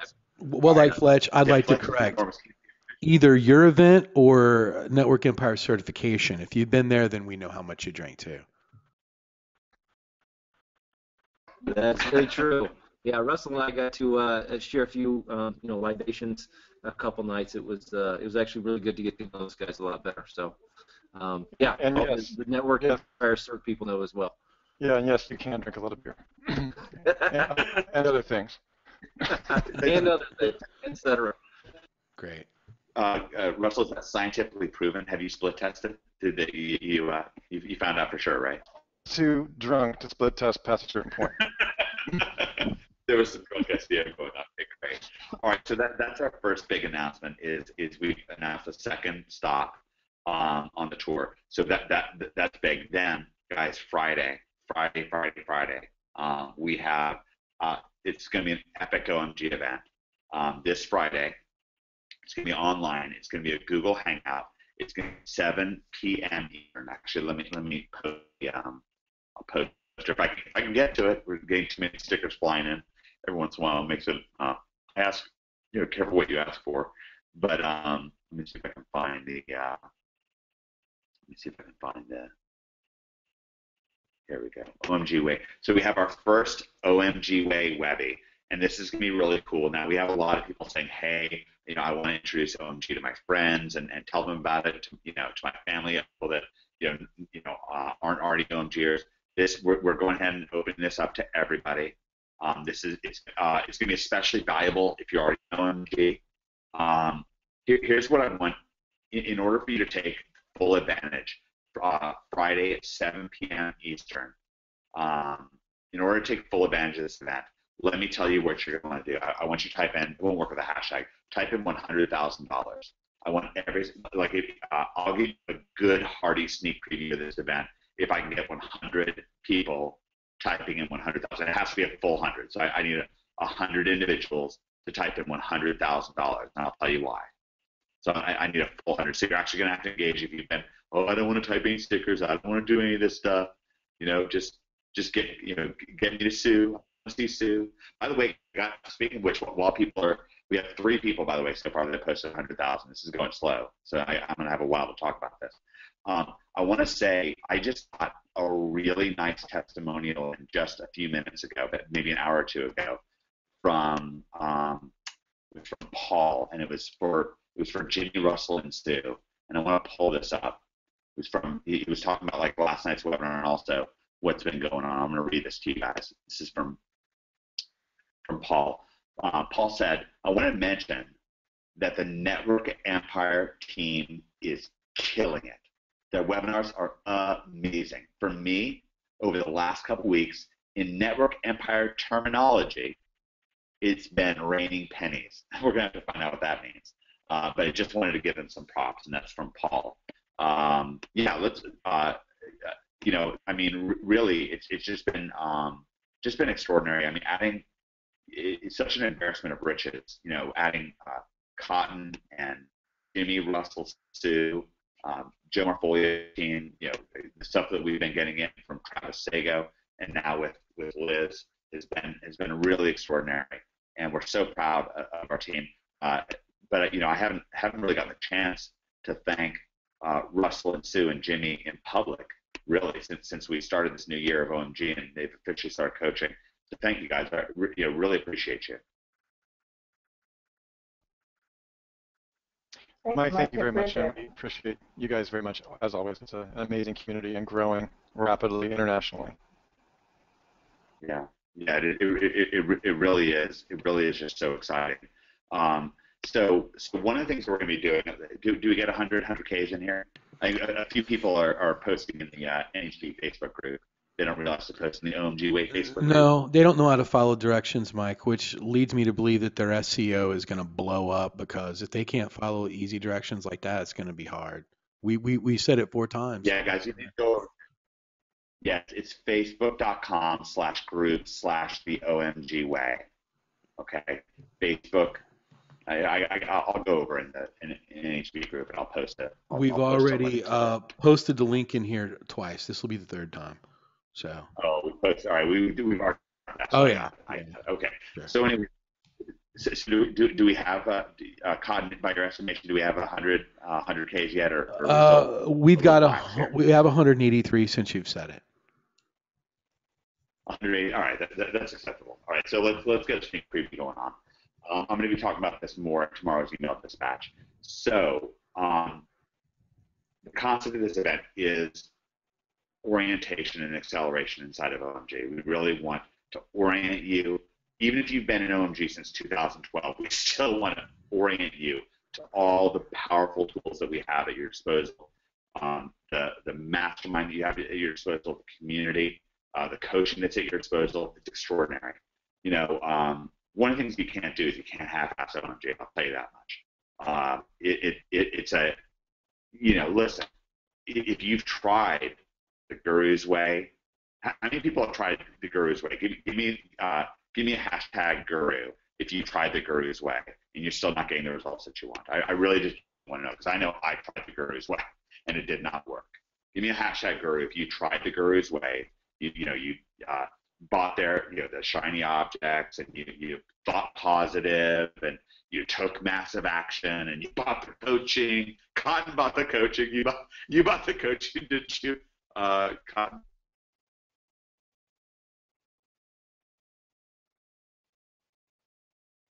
Yeah, we're getting a lot of people that resonates with. So if you tried the Guru's Way, give me a hashtag Guru. If you tried your teacher's way, I did. I tried education. Give me a hashtag teachers. If you tried, the teacher's way, they say, get a good education, follow your teacher's advice, go to school. Fletch, how did that go for you? Did the teacher's way work for you? The teacher's way left me living in a 1997 Ford Taurus in a park, which was a good experience I can talk about, but it was not really, contributing to the world and, making life better that much. No, it didn't work so well. But you have to get good grades. See, you probably didn't get good grades. Well, you're wrong about that. I actually have an A average from Harvard, nonetheless. And no, you're supposed to if you get good grades and you go to Harvard, you're an easy student, sure? Yeah, I didn't really think that, but I do know now that it's absolutely not the case. Your grades in school have absolutely nothing to do with how much value you bring to the world, strangely enough. So, what a wacky concept, right? Yeah. Wow. Yeah. Well, all right. How many people tried your boss's way? Hashtag boss, right? If you tried your boss's way, they said, work hard at work and you get a promotion, we'll take care of you. Give us a hashtag boss if you've ever heard somebody say they're going to take care of you, right? You just work hard, you commit to the system, what was it that movie Office Space? You have to wear a certain amount of flair at the at the what was it, the chi-chis or whatever it was, tchotchkes, you know? You have to wear enough flair, or you have to file the TCP reports or whatever. I think there's just a lot of people that have tried the guru's way. They've tried the teacher's way. They tried the boss's way, and it just didn't add up, right? It just didn't add up. So look, we really want you to commit to the OMG way. And the reason why I asked you to type in $100,000, type in $100,000 again, is legitimately at the that you would feel like you would stand on rooftops and just shout out to people that OMG is $100,000. It's just absolutely worth it. Like you got whatever program you bought into, however you joined us, whether it's Breakthrough, Director's Cut, one of our previous NHB programs. Because here's the thing is, when you do that, you're basically writing yourself a check for $100,000. If you take it serious, like it was a $100,000 program, then you're giving yourself such an advantage. You're giving yourself such an overwhelming advantage because you're dialing into the advantage that we're giving you. You know, I was in the beginners Facebook group last night, and I saw somebody post, and they said, hey, I just got an OMG. I'm excited, but I'm overwhelmed. Well, guess what? Making money online is overwhelming. Making money, period, is overwhelming. It's just the world that we're in. That's why people are willing to trust gurus and trust bosses and to go out there and trust teachers and sock all this money away to try, because they're looking for this shortcut for making money. That's why somebody's willing to work at McDonald's. It's pretty dehumanizing. It's not very nice to work at McDonald's or Walmart or something like that. And the thing is that there are however many barriers that there are in between you and stuffing your bank account. Those barriers are there. Whether you want them to be there or not, whether you close your eyes or not, those barriers are there. And OMG is here to just flatten those barriers, to just crush them. Okay, when me and David Mills and Greg Morrison were first designing OMG all the way back in 2012, the beginning of 2012, the concept was that you were going to get to just ride Greg Moore's wave as he just smashed those obstacles down. And we had this vision, again, we used the law of attraction, and we had this clear vision of a city on a hill of people working together in harmony, colluding, a conspiracy of success together, and now look what we've got. Then Fletch joined us, right? And Fletch, was Greg's wingman. They just started smashing down barriers, just getting stuff out of the way. Then, then it's Cotton, then it's Russell, then it's Jimmy, then it's Sue, Joe Marfolio. Now, and we get joined by all these people who are incredible. I mean, Derek Wasiak, are you kidding me? How nice is that? To have people like him around, to have Scott Schaff around, okay? It's extraordinary. Liz Herrera, are you kidding me? It's just unfreaking believable. So, yes, it's overwhelming because the job is overwhelming. But then those barriers are there regardless. The barriers are there regardless. You need the machinery. You need the community, the mastermind, the power to flatten those things down. What this webinar is about on Friday, and I really want you to show up just ready to rock, what it's about is understanding these incredible mentors and tools and community at your disposal so you can take full advantage of it, so you can take full advantage of what Fletch brings to the table. It's formidable. It is formidable. Fletch alone, give me a break. I mean, what an incredible inspiration, what a mentor. I'm just an animal. I mean, he's just, don't get in his way, right? The genius. I mean, Sue Bell. I mean, she's a freaking genius. She's a genius. You don't get to be a Department of Defense engineer, if you're not a genius, okay? That is genius-only stuff, right? Russell Wright is a genius. I've known Russell for years and years and years and years. When we were scratching our brains and trying to figure out how we could expand OMG's SEO, the person who popped to David Mills' mind was Russell Wright. True story. You know, and this was before we actually opened the doors to OMG, so it was in the planning stages. Jimmy Kelly, I mean, you know, these people that are at your disposal, we want you to understand what these resources are, and we want you to be empowered by them, because that's when you can turn $100,000 worth of money getting, and that's, by the way, a conservative $100,000, very, very conservative, $100,000 worth of money getting. We want you to take it that way. We want you to take part, because it's like writing a check for $100,000 minimum. I will also tell you this. We have a very, very special guest, a very special mystery guest who's coming on, and I will tell you that he is one of the icons of the Amazon world. And if somebody can figure out who it is and put their name, it's a he or a her. If you can figure out who it is and put their name in the question box, I will confirm it. If somebody figures it out, I don't think anybody knows who it is, but if somebody's coming live with us on Friday, you're going to be very excited. It's extremely good news for anybody who's at all involved in Amazon and OMG Amazon. It's Someone just named somebody. Someone already named it. Personally cracked down. Someone already named it. Yeah, and then like two guesses. Crap. Phil H did. Phil. That's crap. Look at Phil H. You got it. Now you got to spell it, Mike.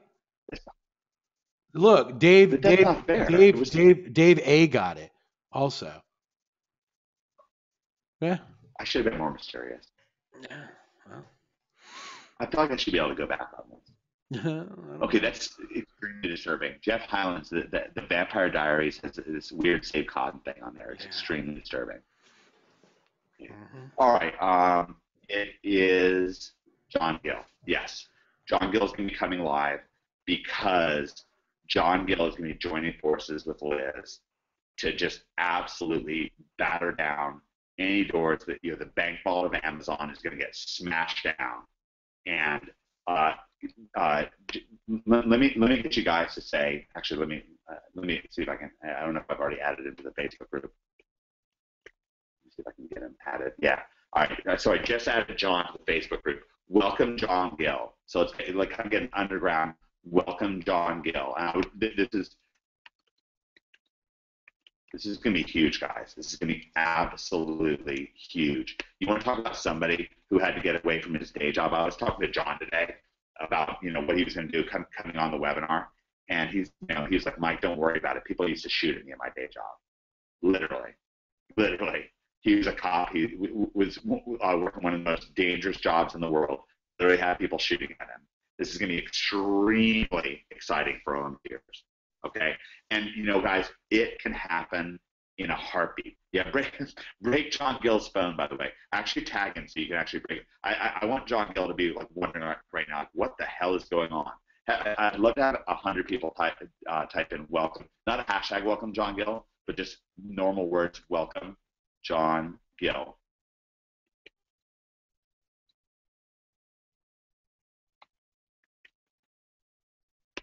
Yeah. It's John D. Gill, and let's break his phone so he gets like all these phone notifications. Right? It's like, what the hell is going on? We got to introduce him to what it's like OMG style. It's gonna be very, very exciting to have him. This is a guy who's not only been making hundreds of thousands of dollars a month on Amazon for years, but he has been a mentor to so many people, an inspiration to so many people. And Liz Herrera tracked him down, hammerlocked him, and dragged him all the way from Tampa to Orlando. She actually had to like walk over it. What was I-4? Is that the road, Cotton? I'm afraid it is, yeah. What's the road between Orlando? No, yeah, it's I-4. She actually literally, it is I-4, yeah. She hammerlocked him. The police stopped 3 times to say what's going on, and Liz just gave the police officers that stare, and then they left her alone. So she could drag John all the way to Orlando so he could see what OMG was all about. But it was worth it, because once he got there, he saw it. He saw that OMG is a city on hill, and and now OMG is a party on hill. So that's going to be very, very exciting. Another announcement. And listen, guys, it can happen fast. I'm going to share a screen capture here with you. I mentioned in a dispatch, I think it was on Tuesday, that one of the things that we're going to be talking about inside of OMG is retail arbitrage. This stuff can happen very, very fast. and an OMGer named Ty, she actually pulled aside a couple of OMGers and actually taught them retail arbitrage, and they got their first. This all started. I think that day one was Monday of last week, so like 10 days ago. That was day one.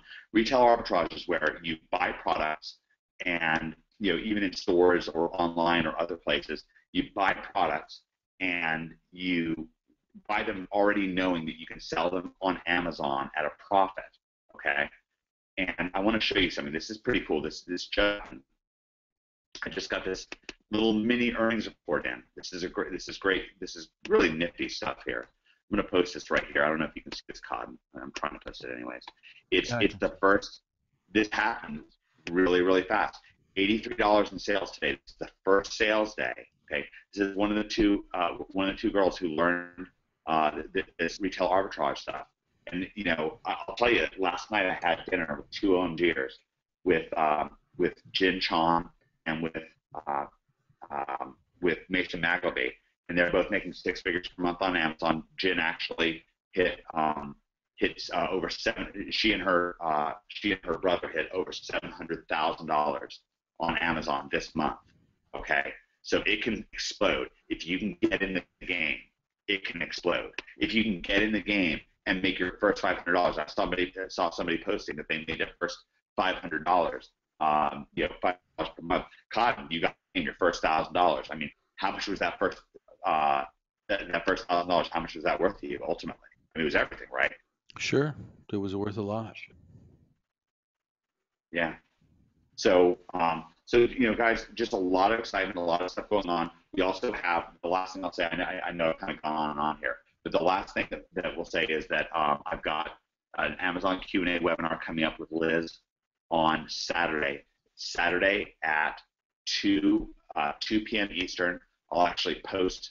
I'll put up the poster in the OMG Facebook group so you can see it. I'm just gonna do the poster. I'll edit it later, so you can see what's going on. So Cotton, I mean, it just seems it's almost like it's all happening inside of OMG. It's the only place it does happen, Mike. It's the only place it does. Seems like it. I mean, it's not that I want it to be that way, but it's just so exciting. You guys want to check out the new poster? Tell me if you like the new poster. Actually, oh shoot, I screwed it up. No, not that one. I delete. You know what I think these people are going to get nuts for, Mike, is how there's people making $10,000 without knowing SEO.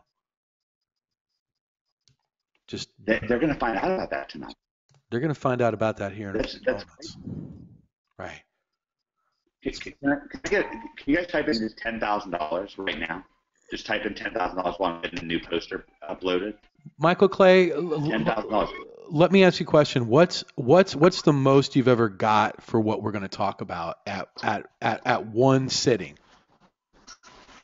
At one sitting, we sold one for $18,000 and got a $9,500 deposit. Holy smokes, guys! Well, we're getting ready to show. What was the profit margin? What was the profit margin on that? Let's see, we sold it for $18,000, so there was like $16,000. Right. Profit. That's not bad for a set. Yeah, and that's what you guys are going to learn is what Michael Clay has been doing and tearing it up. And Michael, does this have anything? When you made this $18,000, did you have to build a silo, put up a PBN?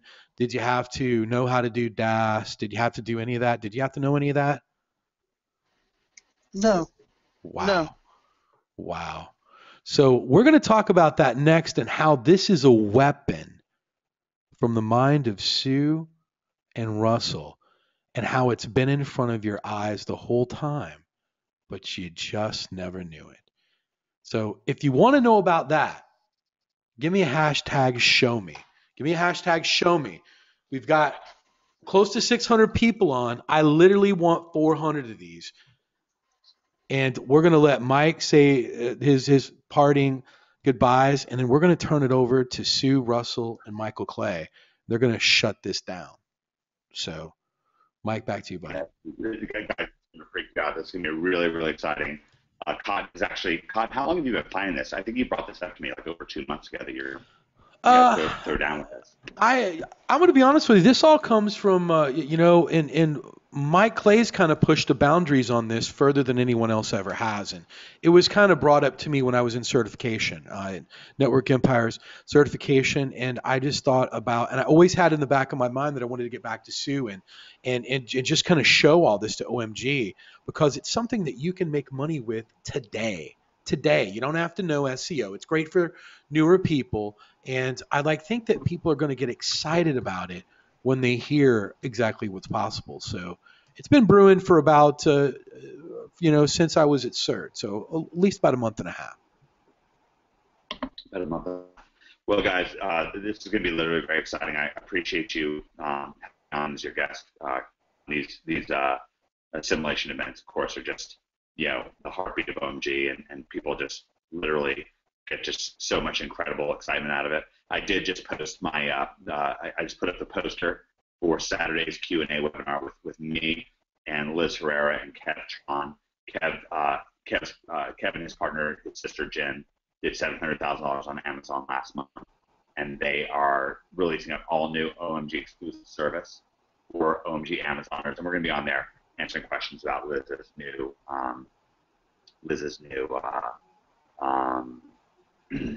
situation, Liz's new product getting series, which is also incredible. So if you like if you're looking forward to it, just let Liz know. Just get the hashtag fired up in that new. I just posted the new Amazon Q&A right below the thread that you're in the OMG Way Facebook group. Give me a hashtag fired up, and also tell Liz I'm excited, and then type in Elizabeth. Get Elizabeth Herrera. Just break Liz's phone. Let her know that you're excited about the event, because it's happening right and left. If you have any interest whatsoever in OMG Amazon, it's about to just absolutely break your mind. I mean, we have just so much passion and excitement going on inside of OMG. OMG is a city on a hill. Guys, I want to thank you. Fletch, thank you. Obviously, Russell and Sue, Eric, Michael, so glad to meet you, and really, really fired up to hear what you have to say tonight. Well, Great. Thank you. Great. Russell, Sue, Right, I think, thanks, Mike. I greatly appreciate you always coming by, man.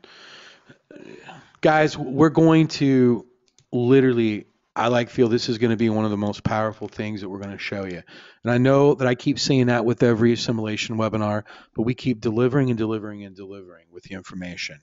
And this is something that I think when Russell and Sue and Michael just kind of roll it out to you and then show you what they've been doing, I think you're going to see a lot of light bulbs go off in your head. I'd like to know when I seen it, I did. Not only is it going to make you look smarter, it's going to make you literally the smartest person in the room. And no matter if you're going to be doing web design, it doesn't matter if you're going to be doing search engine optimization. This is the bullet that's going to break in through any other agency that you're going up against. If you pull this card, it's powerful. It's so powerful. And I'm excited to guys to show it. Russell or Sue, how do you want to proceed? Do you guys want to take the presenter, or?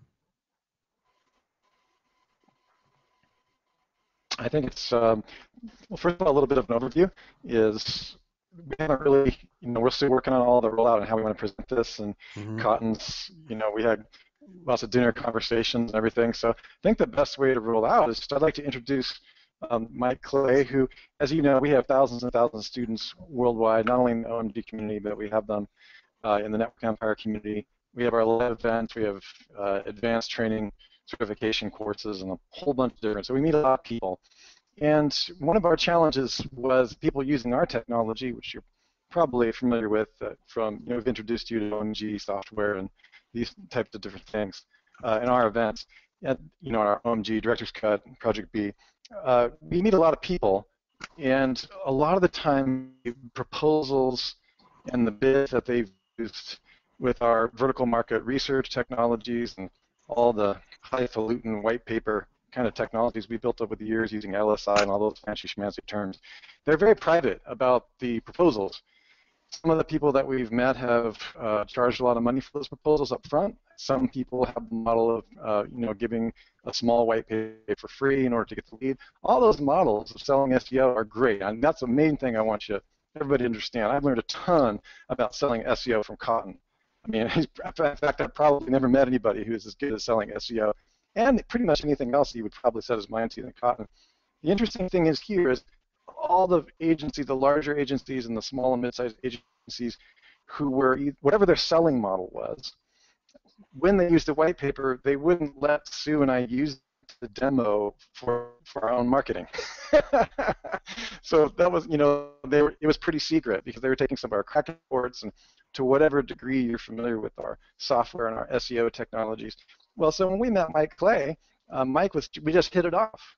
Sometimes you just get along with somebody, and Mike's incredibly friendly, and I had to listen like 2 or 3 times before I actually understood what was going on because he's so friendly. Mike, before I met you, Mike, I really couldn't hear what was going on until you actually showed me. So we got on Skype, and he started showing me exactly what he was doing, and I realized that I was making anywhere between $2,000 and $10,000 up front. He hadn't actually executed any SEO yet. Okay, that's not that common. So Sue and I started, communicating with him, and we became friends over time. And then at live certification, Mike began to show everybody what he was doing, and I thought it'd be a great idea to start sharing some of that information with you.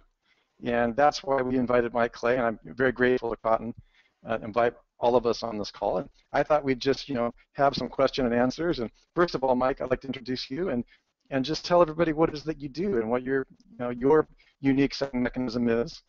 And again, I want to emphasize to everybody there's more than one way to sell SEO, but this is a fascinating model of money up front. And I thought it would be really, really to everybody. So Mike Clay, why don't you just dig in and tell everybody your process? Like, how did you get started in this, and a little bit of an outline of your process, and fill us in. Well, I mean, to be brutally honest about how I got started doing this is at the beginning of 2014, I couldn't afford to buy all the cool toys that Network Empire had. I figured if I sold the data that the toys gave me, I could then use that money to buy the toys. So that's how I got started. But no, we sold the data. We started telling people, they'd call up and go, hey, we want SEO. And I'm like, that's great. Do you have a plan? And they're like, no, that's your job. I'm like, well, how are we gonna do SEO without a plan? I mean, you're trying to build a house by painting the sheetrock first. And so, exactly. And I'm comical. I joke around. I mess with people. And we would talk to them, and then we would convince them, look, you should give us, and a year and a half ago we were saying $1,200. Well, after we did 2 or 3 of them at that price tag, I'm like, okay, I'm getting paid below minimum wage, so let's raise that price. And now we've kind of found that sweet spot of between 3,500 and 4,500, which has a really high conversion ratio of closing the deal. And we're selling, we call it a digital marketing blueprint, where we're selling the data. We're saying, okay, here's what you should rank for, here's what your potential ROI is, here's who your competitors are, here's the data. Oh, and would you like us to implement the data? Because now that we've talked about your potential ROI, here's our price tag SEO, which was letting us sell SEO at a much higher price tag than what we could convert prior to doing that. Gotcha. And so it started working, obviously.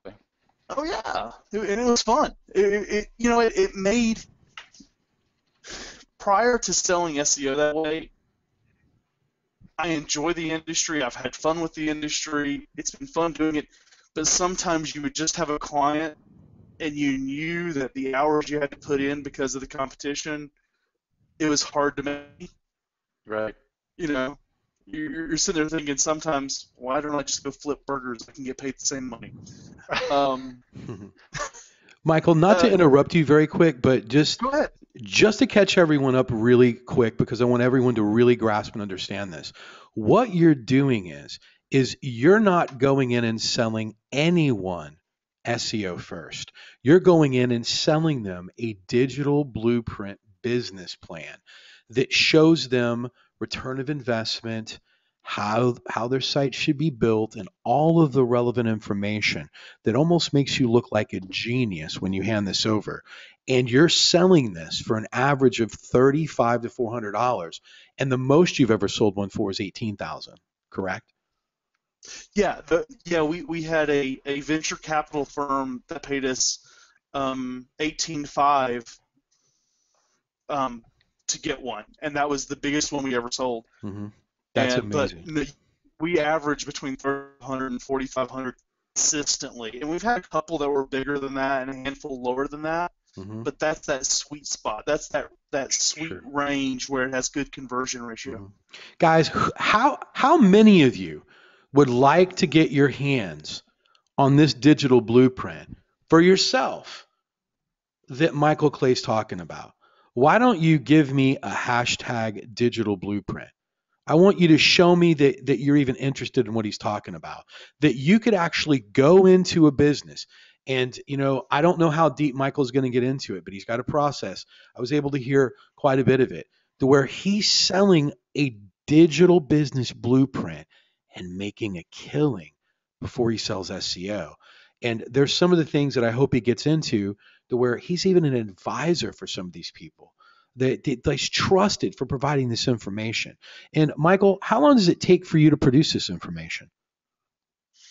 At first it took, the first one we did took us 4 weeks because I had to learn how to use the software. Sure. Because I had no clue. Now we can crank these things out in about 4 days now. Great.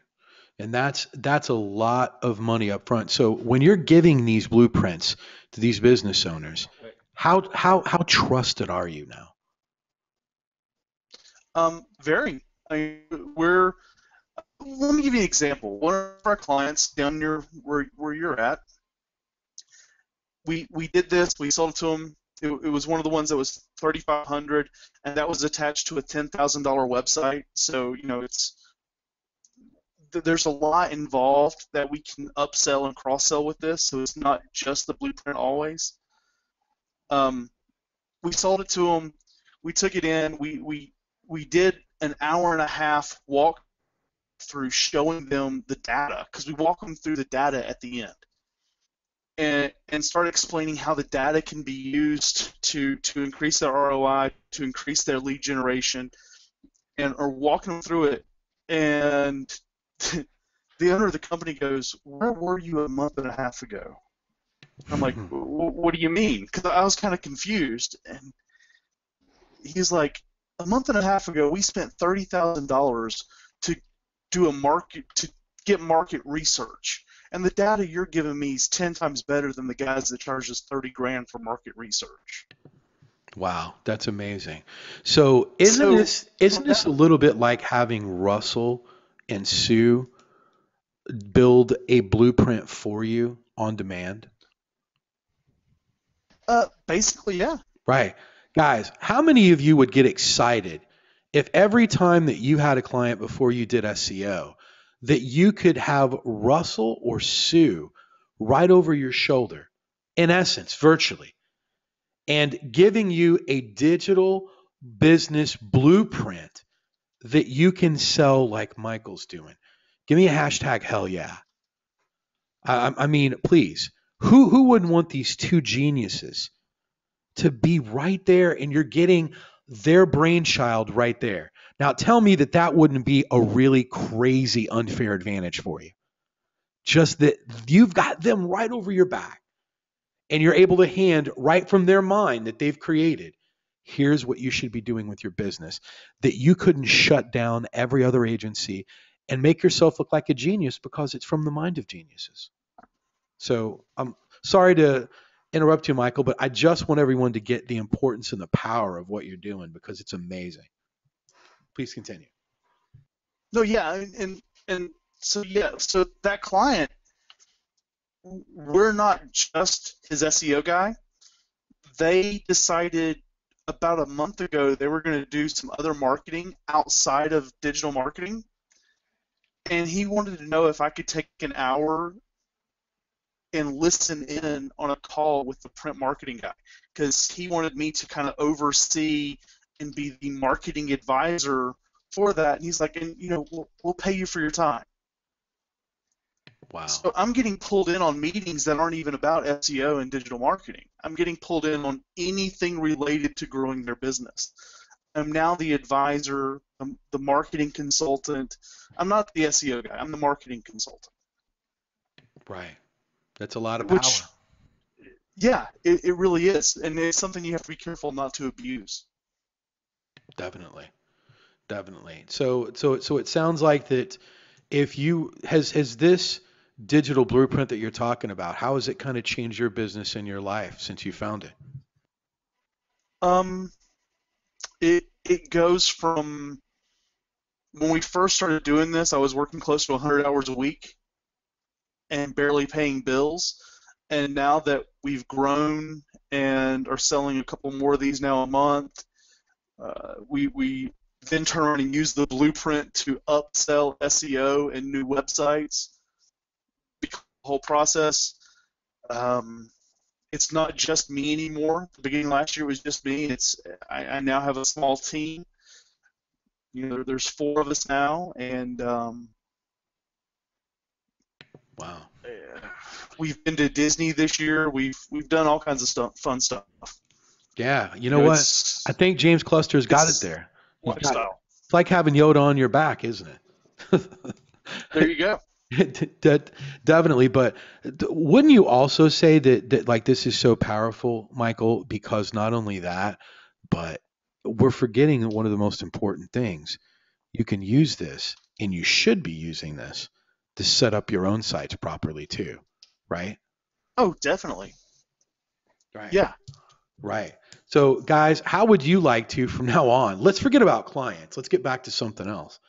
How would you like for Russell and Sue to help you set up all of your sites and you get a blueprint to that?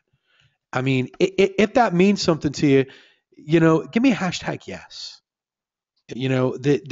These guys are geniuses. I've sat there through CERT. Michael sat there, and this is what these guys do for a living. They're like website architecture geniuses. And if you could, without bothering them, you could do this. Have them build your site, show you what keywords you should be going after, everything else. That'd give you the most ultimate unfair advantage. And as I said, it's a game changer. It's an absolute game changer. And you don't even have to know SEO to do it. So, Michael, is there any other part of the story? Or Russell, am I kind of doing justice to what's going on here? Is there anything else you want to add you'd like to show these people? Or is there anything else you want to add about how powerful this is? I mean, that really sums it up. We're, preparing to put the information together and in a package. So we haven't even figured out exactly what it is that we're going to do as far as getting you guys this information. And we're just in the Kickstart. You guys caught us by surprise. But yeah, I mean, we've got basically what you're talking about there is the Kraken blueprint stuff. Mm-hmm. So each part of the report is made up of components. And Mike stayed right here in my guest house here for 6 and 7 days that we spent, during the CERT event. We talked a ton, didn't we, Mike? I mean, we had fun. Yeah, it really was fun. And we got whiteboards, and we got, he's been walking through all the things. And of course, it's a really interesting thing because what I find really cool about Mike is because he had no limits on what he thought he could accomplish. Mm-hmm. He didn't, this is before he met us. He didn't call us and say, you might want to do this or this. He just started taking the functionality of the automatic Kraken blueprint software, all this, the software technology we have specifically for OMG at omg.software, and all the various aspects and reports, and started functionally putting it together in a unique way. And we've seen other agencies, even large agencies, do this. But this is the first time I actually got to sat down, and I also had the opportunity to watch Mike sell, which is really good as well. It's part of the process of showing that where the client really cares is when they see that missed opportunity. And that missed opportunity is such a key point. And I will say, in all honesty, just absolute clarity, everybody, that selling is required. Mike is good at it because you don't really know that you're being sold. He's just telling you the information. Now, I wouldn't even call it selling. Actually, I would call it trusted advisor. It's really the position that Mike is taking, and he does it really, really well. And I really do believe that any of y'all can do it. And by having that, sometimes when we get in these highly technical industries, like not everybody in here is necessarily a hardcore technician. You're more people persons, So this is what you're really looking at that process of how to communicate with somebody what the opportunity is and what's missing, and then have all the power of the Kraken technology and all of our other reporting modules behind you. That's really exciting, all of us, and that's what we're putting together. Great. That makes sense, Cotton? Oh, absolutely. Do you have anything that you're prepared to show them tonight about how they can actually get their hands on this? Well, we have currently we're just taking notes and taking a list because Mike and I are preparing the outline and on what we're going to present. I'll have to talk to you more about that. We do have an opt-in, but I didn't know if I was a courtesy guest, if I should drop that. Oh, sure. If you want to. Absolutely. Okay, so Cell Reports First is a place where you can, I'll go ahead and put that in the area. Sure. As we get this outline, we just want to make sure we don't come out half-baked. We want to make sure that you understand the exact over-your-shoulder process here. Sure. And you guys will be the first to know, actually, before the world knows about this type of stuff. That's part of the advantage of a tight community. Sure. Okay, so that's probably what I would just say for tonight. Great. I didn't know, Mike, if you had any. Did you have other things prepared, Mike? I wasn't sure. Not really, because I didn't know how deep down the rabbit hole. Neither did I. Neither did I. So we just thought we'd keep it there. And we will be showing components of which data, and we'll be talking about how Mike does it. And this will be an evolving thing. So we actually deeply appreciate. We were caught off guard. We deeply appreciate Cotton inviting us on to talk about this in such short notice. It was really extraordinary. And I really appreciated Cotton, you taking up space to do that. Right. Absolutely, guys. If you would like to go to this particular page right here, we'll go ahead and click it and show it. What we want you to do is I've been able to see a lot of this firsthand. Is go to this page and sign up right now, and you're going to be one of the first people to get your hands on this. And obviously, because Network Empire works so closely with OMG, you're going to get your hands on this software first. Now, there's going to be a small learning curve with it, but I can promise you this. Russell, wouldn't you say that learning this software is going to be a whole lot faster and a whole lot easier than trying to learn how to set up PBNs and trying to rank a website? Yeah, it's a different approach and doesn't exclude. We have an inclusive approach, but also Cotton at omg.software. This is the link that Stu has set up, very, very special.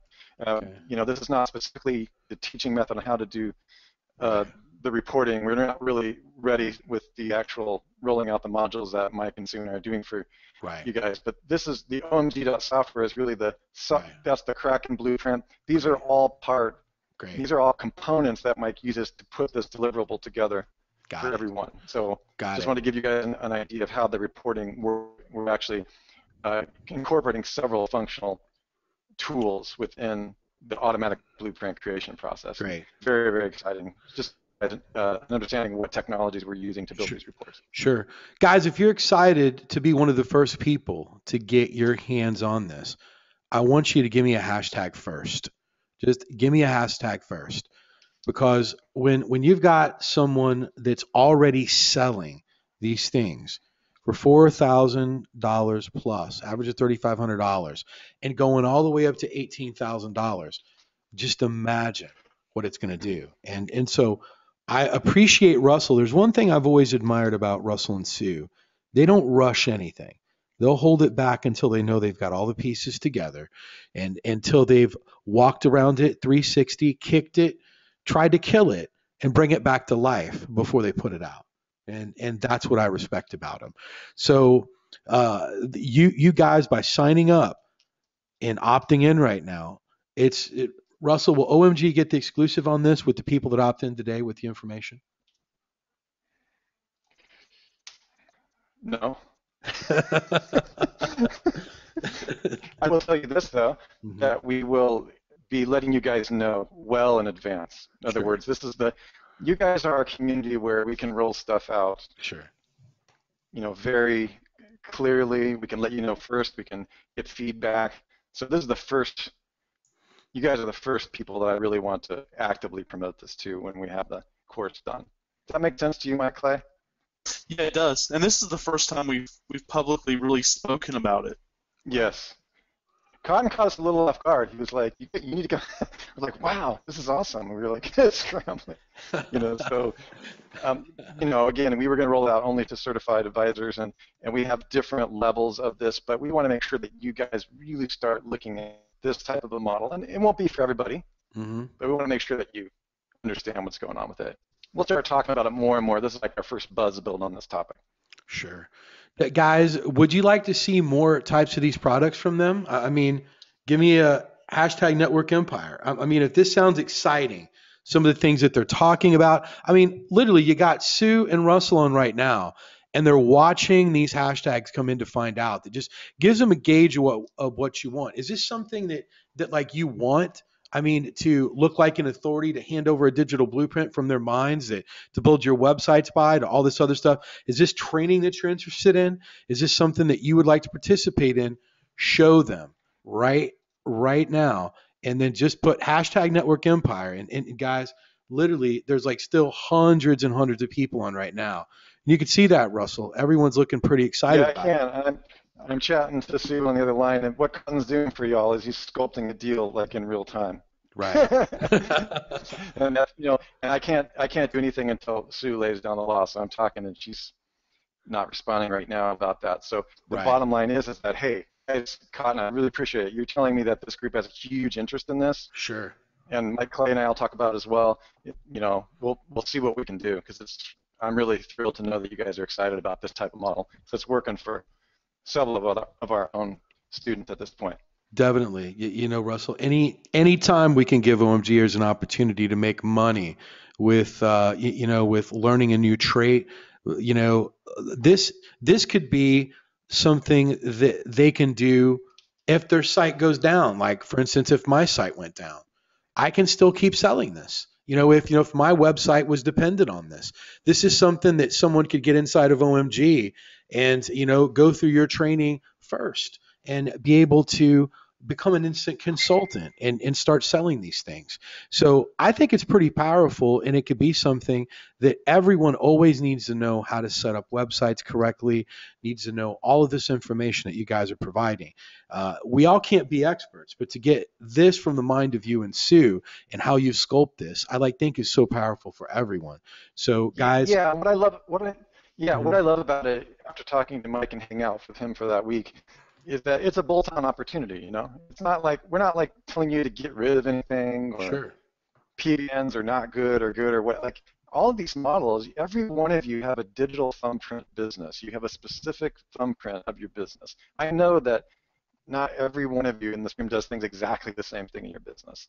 Some are more successful, some are just getting started. Some of you are on selling and grabbing leads. Others are working on actually providing the deliverables. And that's what we're here to help you with. That's more than one way to do it.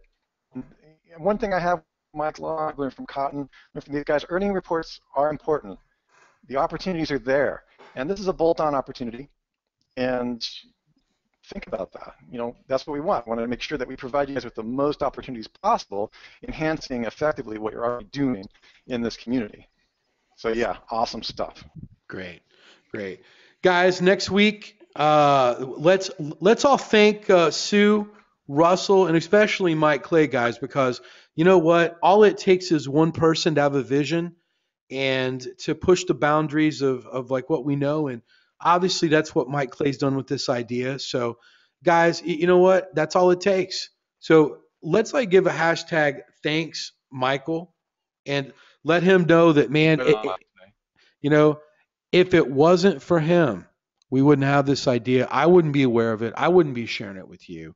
And yeah, Mike Clay's a badass. It's awesome. Yeah, he definitely is a badass.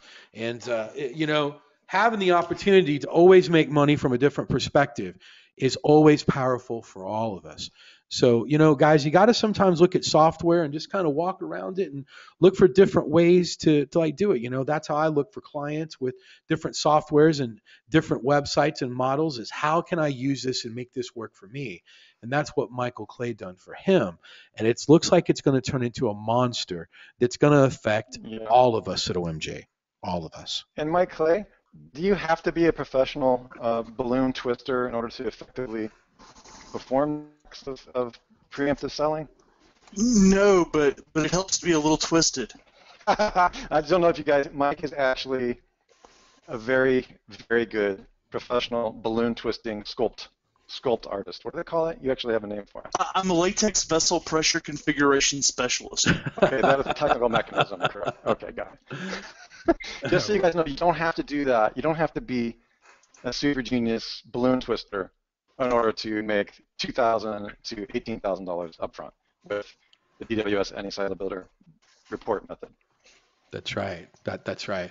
Michael, thank you very much, man. I think everyone's excited about how you kind of twisted this around and turned it into a massive weapon.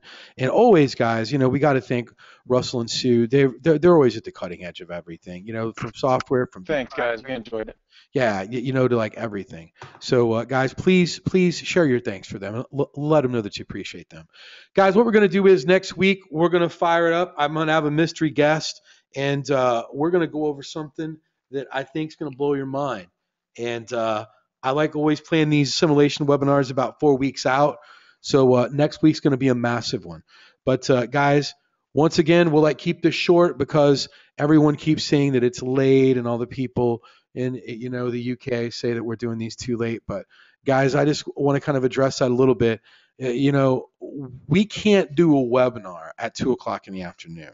We would only have a couple hundred people show up. It sucks the energy of everything. So someone's going to have to sacrifice somewhere. So before I have a webinar at 3 o'clock in the afternoon or 2 o'clock in the afternoon my time and have 150 people on, I'd rather have a webinar at 8 o'clock and have 400 or 500 people on. So there's pros and cons to everything. So I have to go with wherever we're going to get the most audience at. And unfortunately, most of our audience is in the United States. It's not that I'm trying to punish people for not living in the United States. We want the most energy and we want the most people on the webinar. And this is kind of like the flagship webinar of OMG, of what we do every Wednesday. So we want as many people on as possible. It seems like a great time. It seems like we're pulling that many people. So we're going to continue with around this time between 5, 6, 7, and 8. And we're just going to kind of rotate around there. I doubt you're ever going to get a morning webinar from me. So with that, guys, we'll post about the future assimilation webinar here sometime over the weekend. And we'd like to thank our guest, Mike Clay, Derek Awasiak, Fletch, Greg Morrison for coming on. And hopefully I didn't miss anybody. Sue, obviously, always special to have them on. And Russell, I'll leave you with the last words and then we'll log out. Oh, that was curious. Thank you. Okay. All righty. Bye, guys.